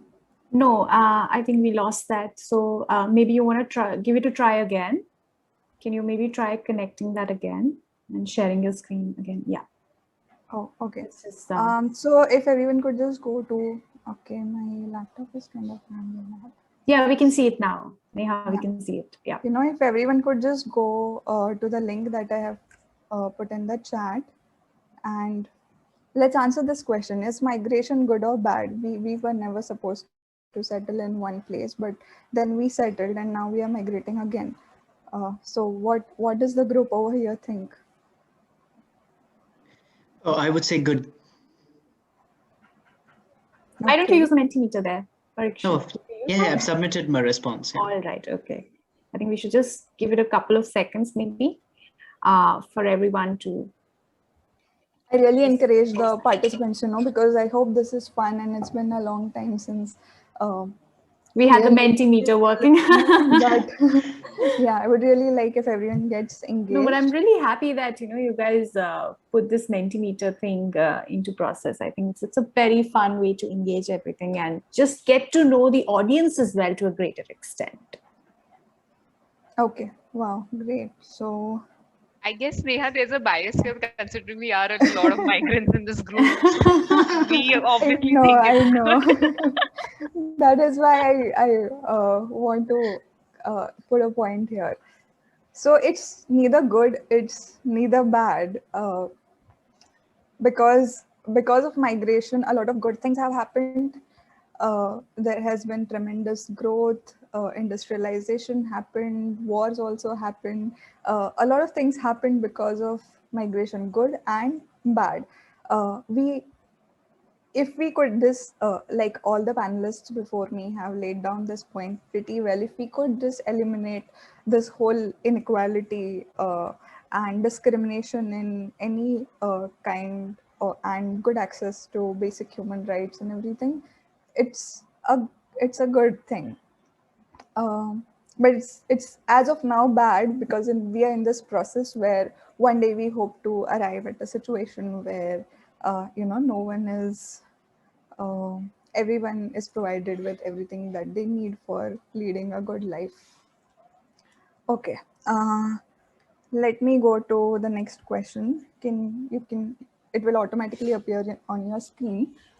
Let me just see how much has everyone gathered so far. So what do you think are the most important factors that help these cities run or facilitate the overall imagine the best of best city which has all the facilities and no one is suffering? What do you think? Okay, great. Infrastructure. Mm-hmm.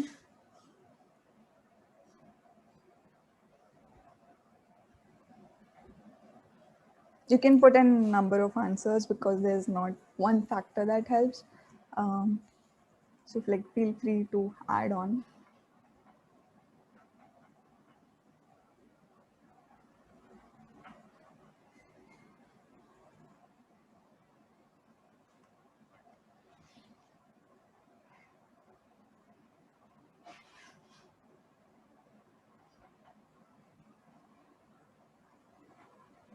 Transport, online deliveries. Wow. Public spaces, services, green urban spaces. Okay. Cultural life. Water, yeah, good one there. Hospitals, yes. Yeah, certainly need wine. Okay, so these are great answers, and this is a very smart group here, mostly covered everything. I'll just keep this screen running, and let me still, put out all the factors that the United Nations and all the experts out there in the world think are very important, which have helped cities flourish, proven by history. So there's mobility, we have that. There's healthcare, there's security, there is water, there is energy. Did anyone put waste? Yeah, no one bothered about waste, and that's very sad situation even today. Start bothering about waste, people. Then there is engagement in community. We have that on the board. There is economic development, housing, all of the employment will come under that. Then there is governance, and these days I would also like to add air. We need. Okay, so these are basically the resources which help us city function well. We could consider them as factors. Now, why did I ask this question in the first place is to come to what I have been asked to talk about, technology. Everything on this board can be solved through technology. A lot of data gathering needs to happen across all of this to assess the policies, but technology can help solve all of this. Let me just quickly put out there there has been a massive growth and innovation in terms of manufacturing and consumption lately. We are almost on the brink of,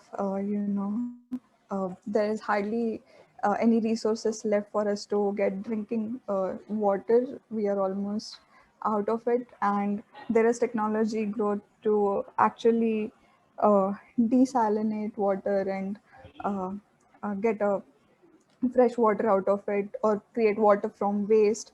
Then we have cloud technology, which almost can help in all of these sectors. Then uh, there's been a lot of air pollution, water pollution, soil pollution. All of these can be measured, and restriction governance, all the policies could come in, play their role to understand better. Then there are monitoring technologies which could eventually help build smarter cities. And what else? Uh, the energy sector is also growing enormously. So basically, my point being that technology is developing and it can actually help with all these points that we have on the board. But then where are we lacking? Why are we not able to solve all these problems? It's because the major challenges around here, we first need to go back and provide people with the education to actually understand how to put this technology to use, because one person who knows the technology sitting in New York cannot solve the problem for say Mumbai. So we need to educate these people to use the technology and solve the problem for their community. When we say technology, it's not as easy to just bring it in and put it to work. There is a big aspect about privacy, access, adaptation to this new technology. So these transitions have to be smooth while putting the technology to use, and that is where it goes hand in hand with how governments actually align their uh, priorities with and use these technologies to come up with the right context to use them in. Yeah, and then there is a huge gap of access between the technology for poor people, economically disadvantaged, etc. To fill this developmental divide, this gap needs to be filled in. So these are the challenges to help put this technology to use. So I would say anyone over here working in any sectors out there should try and help build an ecosystem which would uh, help bring in the technology to help solve us all the problems that all the panelists earlier discussed extensively. And to answer Shristi's question, future of the cities, I think, is diverse because um, migration is going to grow, and there is no stopping it because it's in the basic rights. Anyone can be anywhere. They're free to uh, do as they will uh, within the rules, of course. So migration is here to stay, and future of the cities is diverse. With the technological aspect, I would say cities are going to be more self-sufficient now onwards, and with the whole climate angle, uh, the cities are also the government and all the leaders everywhere would have to be very creative in deploying be it policy solutions or technological solutions to ensure that we are not harming the environment, retaining as much of as resources as possible. Um, then again, one major change I think would happen is nowadays cities are mostly built around a particular industry. Uh, this is going to probably go away in the future, and yeah, that's about it. I think we are going to be more connected again, uh, but cities are going to be smart cities very soon, and yeah, that's my answer. Of course, I think that's going to be the scenario in the coming few years because, come on, I mean, we're living in this world of globalization and, there's just so much of technological boom and globalization boom and from every aspect. So I do agree with that over there. And I like the fact that you brought the whole point of the digital gap over here as well. In reference to the technological gap and the digital gap and certain aspects revolving it as well. So thank you so much, Neha, for those reflections. All right, so we have the last panelist left now, and he's here just ready to present his thoughts and ideas. His name is Nipun, and he's been extremely keen on bringing on board the ideas surrounding climate change and migration, and how exactly it challenges the whole idea of migration. I am also guessing that, like Krishna Priya, he was very keen on floating the idea of community engagement. And so we're very eager to hear his points out in regards to that as well, and perhaps know his ideas. So over to you, Nipun.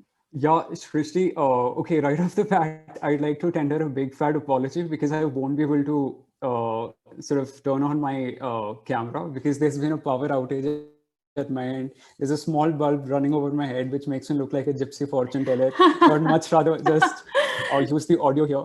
Of course. Yeah, and also I'd like to extend a big thanks to KP and all the other foregoing panelists for actually laying up the groundwork for me to show and illustrate how community is absolutely paramount in not just offsetting the effects, the possible effects of the rural-urban migration, but even in general, how community can actually prove to be a sine qua non when it comes to combating climate change. And for my turn, I'll also go a bit off kilter with my approach here because I want you all to just do away with the basic theme of today's event, which is to look at it from only the migration perspective, only the rural-urban migration perspective. I would also recommend that you take into account even the situation of the climate refugees, i.e. the transnational movement. So not just movement internally within the bounds of the country, but even transnationally. So yeah, so with this, the basic reason why I'm actually asking you to do that, to take into account also climate refugees in tandem with the migrants of the rural to the rural urban migrants is that climate change affects everyone indiscriminately. So that goes without saying. So to actually keep them out of the pictures, the climate refugees would be a big blunder since they really take the toll too. And if you think about the archipelago countries, the low-lying countries, the low-lying island countries, it becomes all the more important for us to make a mention of even climate refugees on top of the rural urban migrants. So yeah, there's no denying that the importance of community engagement in tackling the most complex issues is second to none. In fact, more often than not, it comes in handy where policy fails. Although I grant that with the support of policy, community participation can perform many times better. But wherever there's a complete lack of effect by means of policy, community engagement does really come in handy. And as it turns out, architects, I did some research and funny enough, it's actually architects who turned out to be useful in this regard. Architects can afford great help to offset the effects of climate mitigation. Excuse me, climate migration. No one thinks about buildings. Architecture provides opportunities for people to connect. Going forward, will need to not just, mitigate future, going forward, we need to not just mitigate future changes to our climate, but we need to work together to adapt and to plan for the changes to come. Interestingly, buildings are one of the keys to both mitigating and adapting to climate change. And connecting to other people in the community is the other key. There was actually research that I stumbled upon, which revealed that in the city of Toronto, buildings accounted for 52% of the total greenhouse gases emission of the city of Toronto. And globally, it accounts for 40%. Now, that makes them both the largest contributor and one of the potential key solutions to mitigating climate change. And it is, we are completely no strangers to the fact that the real estate market actually tries to sell us on the idea of living in palatial houses, furnished with glass doors, affording an expansive view, and whatnot. These houses, if made at a place where temperature varies by a margin of 60 degrees Celsius over the course of a year, glass boxes do very little to keep us comfortable without blasting the air conditioning or the heating mechanism full throttle. And no one talks about that. Buildings emit carbon in two ways. So there's the emission from materials used to build them, which is called embodied carbon. And then there's the emission from the fuels needed to operate the buildings, called the operational carbon. To reduce embodied carbon, we need to use material that are adaptable, durable, and have the lowest possible footprint. Concrete, surprisingly, is perhaps the most widely, not so surprisingly, it's the most widely used material, but surprisingly, it has one of the highest, it is one of the highest emitters of carbon. And wood, on the other hand, is the only structured material that actually sequesters carbon, that is to say, separates the carbon from the environment and stores it. And yes, there's no two ways about it. Timber structures would allow us to draw carbon from the air, leading some to believe that it is perhaps wooden buildings that are the future of architecture. Although that is very much impeachable, and there's still a want of a great deal of research in that regard. But as things stand, it is a very concerted and a very strongly defended argument that wooden buildings might be the future of architecture. To reduce our operational carbon, I just told you how to reduce the embodied carbon, that is by going for different structure materials, that is replacing concrete possibly by wooden materials. Now, to reduce the operational carbon, we have to reduce our reliance on the fossil fuels. That's a no-brainer. That is to basically to essentially run the electric appliances, but that doesn't come as a surprise to us, because we know in order for us to cut back on our carbon emissions, in order for us to cut back on the operational emissions, we have to cut back on the on our consumption of fossil fuels. But it would be very much useful to also take into account that we can, in order for us to ventilate the houses, we need to tweak the design of the houses so that we can basically diminish our reliance on fossil fuels and such, so that we can use architecture in its rawest form and avail ourselves of the architectural expertise, rather than exploiting resources readily wherever and whenever we can. We should actually cash in on the olden architectural designs of, if you ever have the opportunity of visiting one of of a series of monuments which were built in the Mughal era, you will come to the realization that even back in the day when there was nothing, there were no electric appliances, they were very much able to keep the temperature in the interior of the courtyard or whatever to the bare minimum. And in doing so, they were able to do what most modern houses in today's day and age fail to do. So we should really cash in on the architectural expertise here. And studies have been done to predict what the weather outcomes will be for most of the cities based on climate change.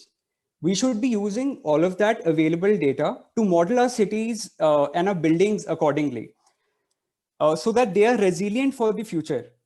Now, thus modeling on historical data is no longer enough, because climate change has come into picture. And now we might, if we rely on the historical data to model our buildings, they might prove to be ineffective. They might stay hot in summers, they might stay too cold in winters. So we need to bring that architectural rigor into picture to actually do away with that whole scheme of banking on the historical ways of building structures. And at this time, action is more important than perfection. So we can actually, I think we can invest more in the design of the houses, the integral design of the houses, than how perfect they look. We shouldn't worry so much about furnishing the houses with glass window panels, with far-flung porches and stuff and patios and whatnot.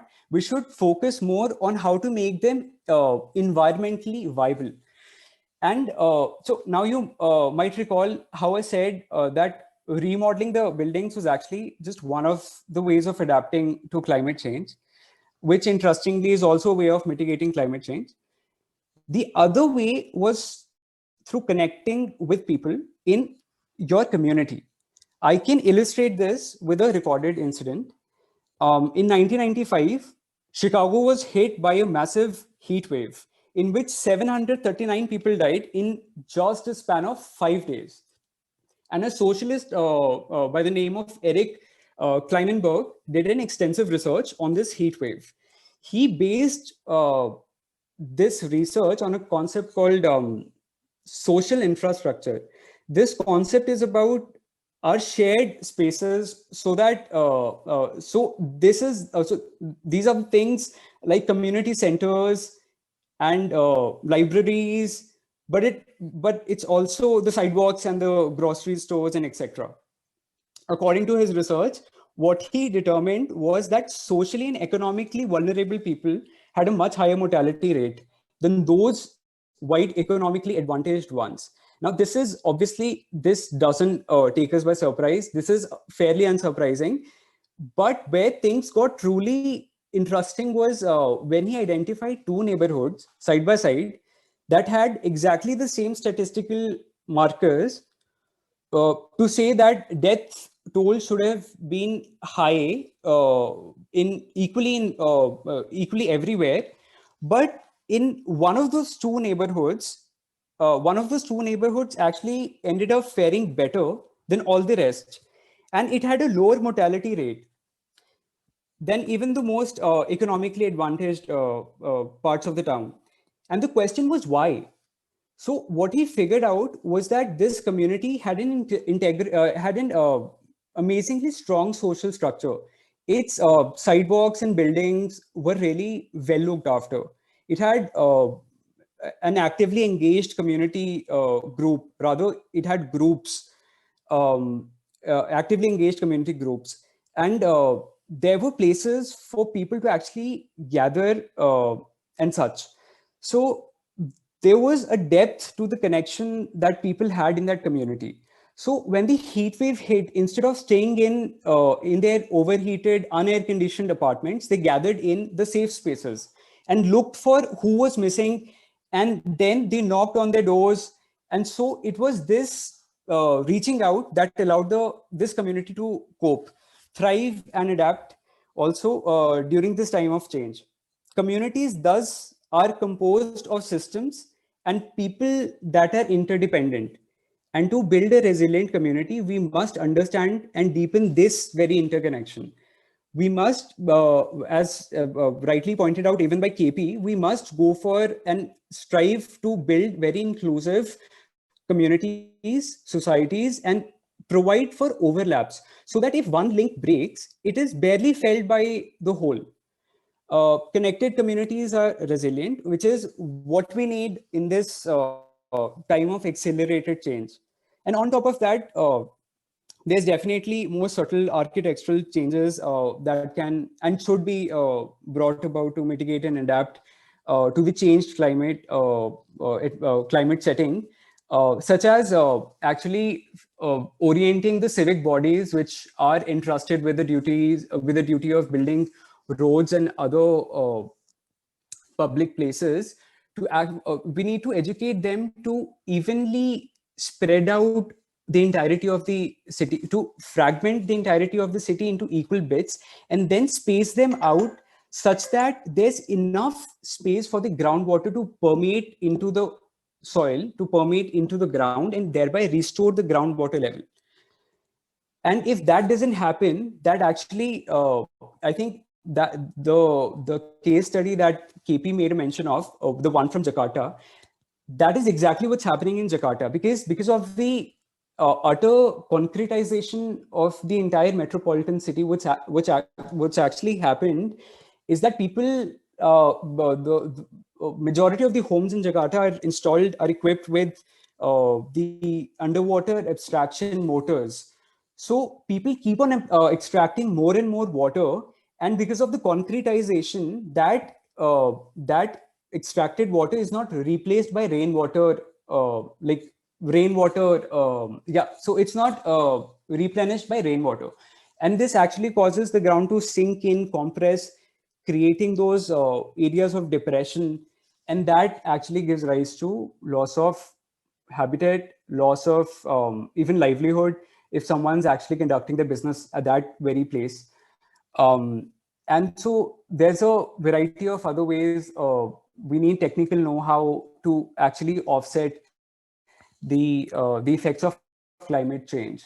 And architecture really can play a big role. That's the basic upshot of my bit that is presented.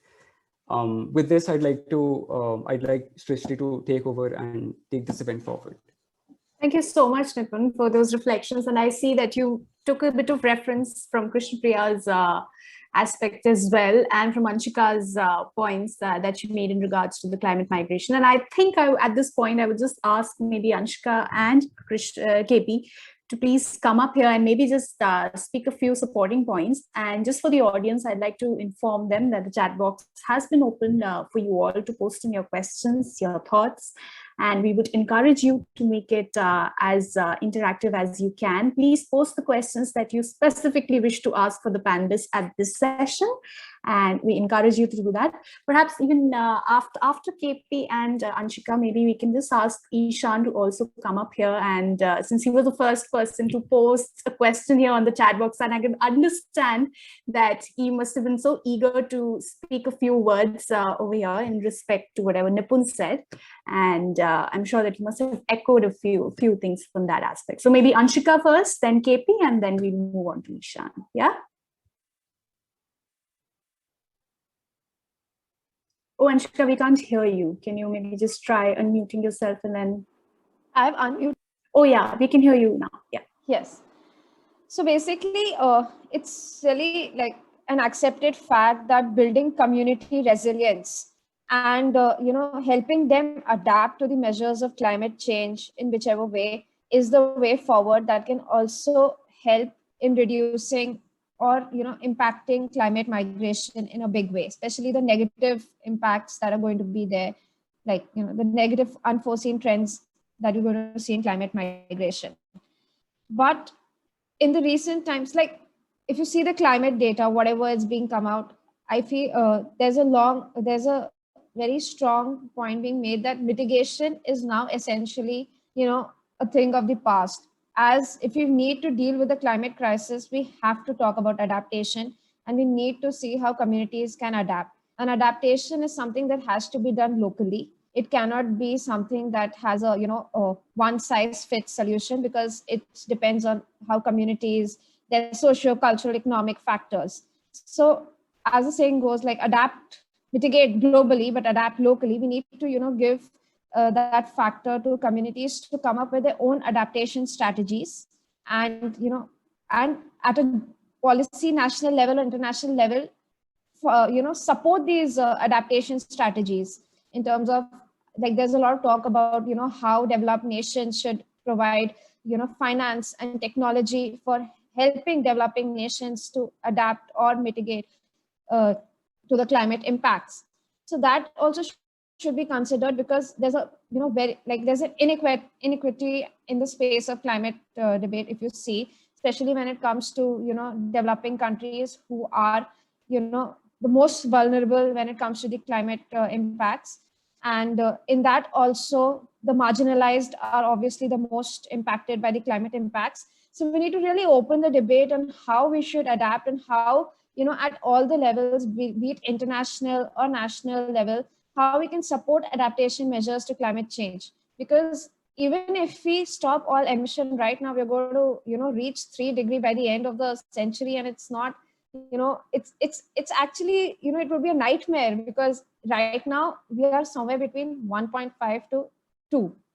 And Paris Agreement clearly states that, 1.5 is the target, 2 is like the upper maximum target. We don't know what's going to be after 3, what impacts are we going to do. Even it's like countries are so ill prepared for the climate crisis, especially when it comes to adaptation. We all talk about mitigation, sequestration, etc. We don't know if something happens, how we're going to adapt to it. And rightly, as Neha also brought it up, like how technology can also play an important role in helping communities to adapt to climate crisis is also a way forward in how we can deal with climate crisis. But it just, just depends on a lot of negotiations and international collaboration and goodwill, because currently, if you see the climate space debate, there's a lot of, I see a, lack of collaboration, because there is, whatever the developed countries have promised, nothing has come about to developing countries. We're still struggling with basic needs. We're still struggling with a lot of things. We don't know if, 2030 is our target for most in 9 years. If we're dealing so badly with COVID, I don't know how badly we're going to deal with the climate crisis tomorrow. So I think the way forward will be really focusing on adaptation measures to deal with the climate crisis, especially migration being one of them. Thank you so much, Anshika, for those reflections. KP, would you mind just jumping in and maybe speaking a few points in regards to that? And of course, what Nipun, spoke on.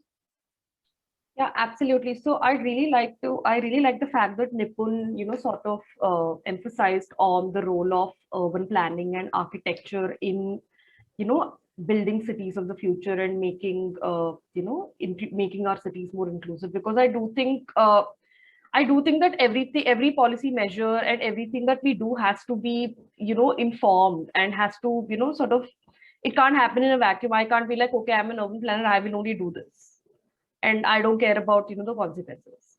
I do think it's really important. And the example of Jakarta, the concretization and how that, sort of impacted the aquifer in Jakarta, and how that is causing the sinking of the city. And I think Neha had also mentioned, water scarcity, and these are all challenges, like I had mentioned, that are, that are here to stay. And we really need to, pull up our socks and address those challenges. And the only way to do it, personally, to me, is through, engaging communities, and through, ensuring that their problems are heard, and that, when we come out with a solution, that solution, solves those problems, that we hear the communities. So yeah, I really think that has to be. And like Anshika was also mentioning, mitigate globally, adapt locally.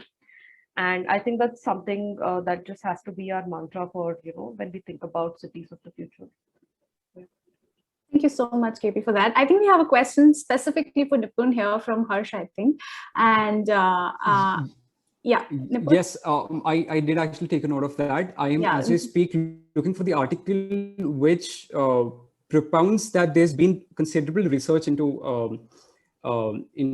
establishing that wood could actually be a very useful stand-in to concrete, and can be used to replace concrete as the building material. So let me quickly see if I can get hold of that article, and I'll get back to Harshit. Maybe what we could also do is we could ask Harsh to write send us his email ID, and Nipun could also mail it to him. Yeah, either way could work. I could do that too. All right. Of course, we do have to move on to Ishan, of course, since he had posed the first question over here on the chat box, and I'm sure that he must be having some thoughts to share with us. Ishan, of course, is the co-director of the GPODS Fellowship, and I am sure if you'll be impressed by the way and the thoughts that he would be speaking on. So over to you, Ishan, now. Thank you so much. Extremely engaging discussions, extremely relevant points raised. To Anshika's point that she just raised, I really like the fact that someone spoke of international goodwill when it comes to having these policy mechanisms in place, because most of the policy mechanisms, if you look at the history of international negotiation, they have been led by a particular country.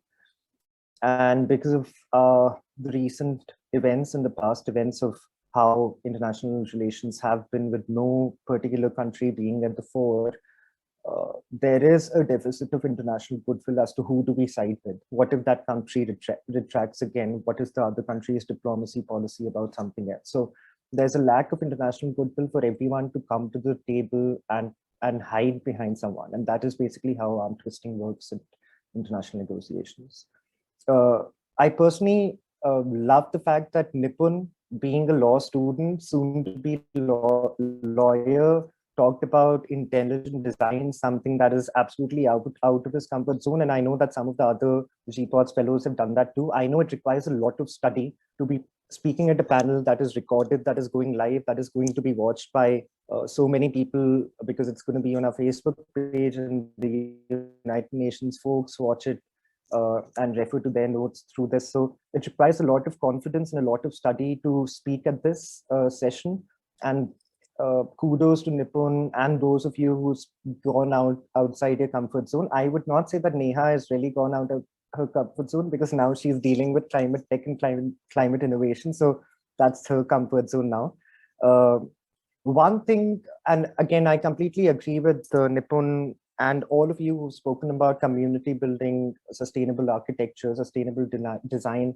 Biomimicry is something that we all should be looking at going forward. But it is that missing piece in all of our puzzles that we're still trying to figure out. And one thing that I have been becoming more and more sure of going forward is that circular economy in an isolated, integrated loop, as we discussed in the lecture, is something that we should probably be looking at, because it looks at zero waste. An ideal circular economy structure would have zero waste, which would mean that it would also, under the behavioral economics facet of circular economy, nudge people towards sustainable infrastructures, not just sustainability in terms of supply chain management, manufacturing demands and supply. And that's maybe something that should be given heed to going forward. I know that now we've had recently a European law that talks about such a thing, and hopefully we can now extrapolate it on an international level, even though, as we have learned over the past 3 months and over the last 1 year, for those of you who are joining us from the first cohort, and those of you who are planning to join us, you would know that there's a lot of consideration that goes into international policy making sustainability. One of my lectures, the one that I was referring to, when, if I may admit, quite slyly, when Nipun was talking about how we do not talk about infrastructure and architecture. In one of my lectures, I discuss how the floor area ratio, which is a concept, I'm not getting into it, I don't want this to be a lecture, but how floor area ratio reflects upon environmental impacts that are unapprehended. So it is the ripple effect of policies that seem majorly disconnected that bear the brunt on environment. And again, just to remind all of us, we all know, but just as a reminder, most of the countries around the world have perfect environmental laws. Yes, the implementation is poor. Yes, environmental equity and environmental justice are still issues, major challenges. And I think Anshika mentioned, and again, Swasti spoke about this, but our minority communities in terms of women, folk, children, other people, suffer the first and the worst always. And I'm not just talking about India, I'm talking about globally. So there is certain laxity in our attitude towards holistic understanding of this issue. And that's the other thing. That's the other challenge that comes with sustainability, because sustainability is also sustainability, but is also public policy, but is also diplomacy, but is also economics, but is also philosophy, but is also governance and politics and all of those things. And one has to try to be an expert in so many things to understand one simple cause of an environment impact assessment to why Japan is now planning to, release waters of the nuclear disaster, or why that hydroelectric dam that you've been to so often is actually awful for your community. And those answers will only come about when we do have a holistic understanding of all of these issues. So many of the sustainability issues, including urban infrastructure, including migration, including architectural design, and all of the complicated topics that you have been dealing with throughout, require all of you to study more, unfortunately, like it does to me. And I hope that the studies continue, and I hope the education continues, and I hope that we keep feeding into each other's knowledge spoon as we go forward. And I hope that we are all connected in a very, very productive way over the years to come, because as we said at the first cohort's convocation, at your convocation, this is only the beginning. So this is still the first chapter being written of our sustainability drives, and I hope that that chapter carries on for some time before we move on to the second one. Thank you again, each of you. I know that this is a cause of celebration. All of you probably need a drink now, but thank you for joining in, and thank you for taking out the time. Thank you for making it seem like each one of your talks was a lecture in itself, and that's the amount of effort you put into each of it. And I hope that those efforts keep happening as well in your field of study or passion or whatever you do take up, even if it's just about going to a separate country altogether, as one of us probably does want to. Okay, so that being said, over to you, Srishti. I've taken a lot more of the time than I intended to, and I know that we've gone overboard, so maybe we could just conclude now. And yeah. Thank you so much, Ishan, for those words. Thank you so much. And I mean, yeah, with this, we've actually come to the end of this UN Habitat event. It was, of course, a very celebrated event, and we've of course been gearing up for this. The entire team of GPODS and the panelists as well. So, of course, thank you so much for all the people who joined and who found the time to come here and attend the session. Thank you so much for that. Thank you so much for the panelists for brainstorming these brilliant ideas on board. Thank you so much for making this a very convenient job for me. It is just because of you all that we've made this a successful event. So thank you so much. If you guys have any closing thoughts, then you're of course free to share them over here. And with that, of course, we will then shut it off. Any closing thoughts, the panelists, anyone?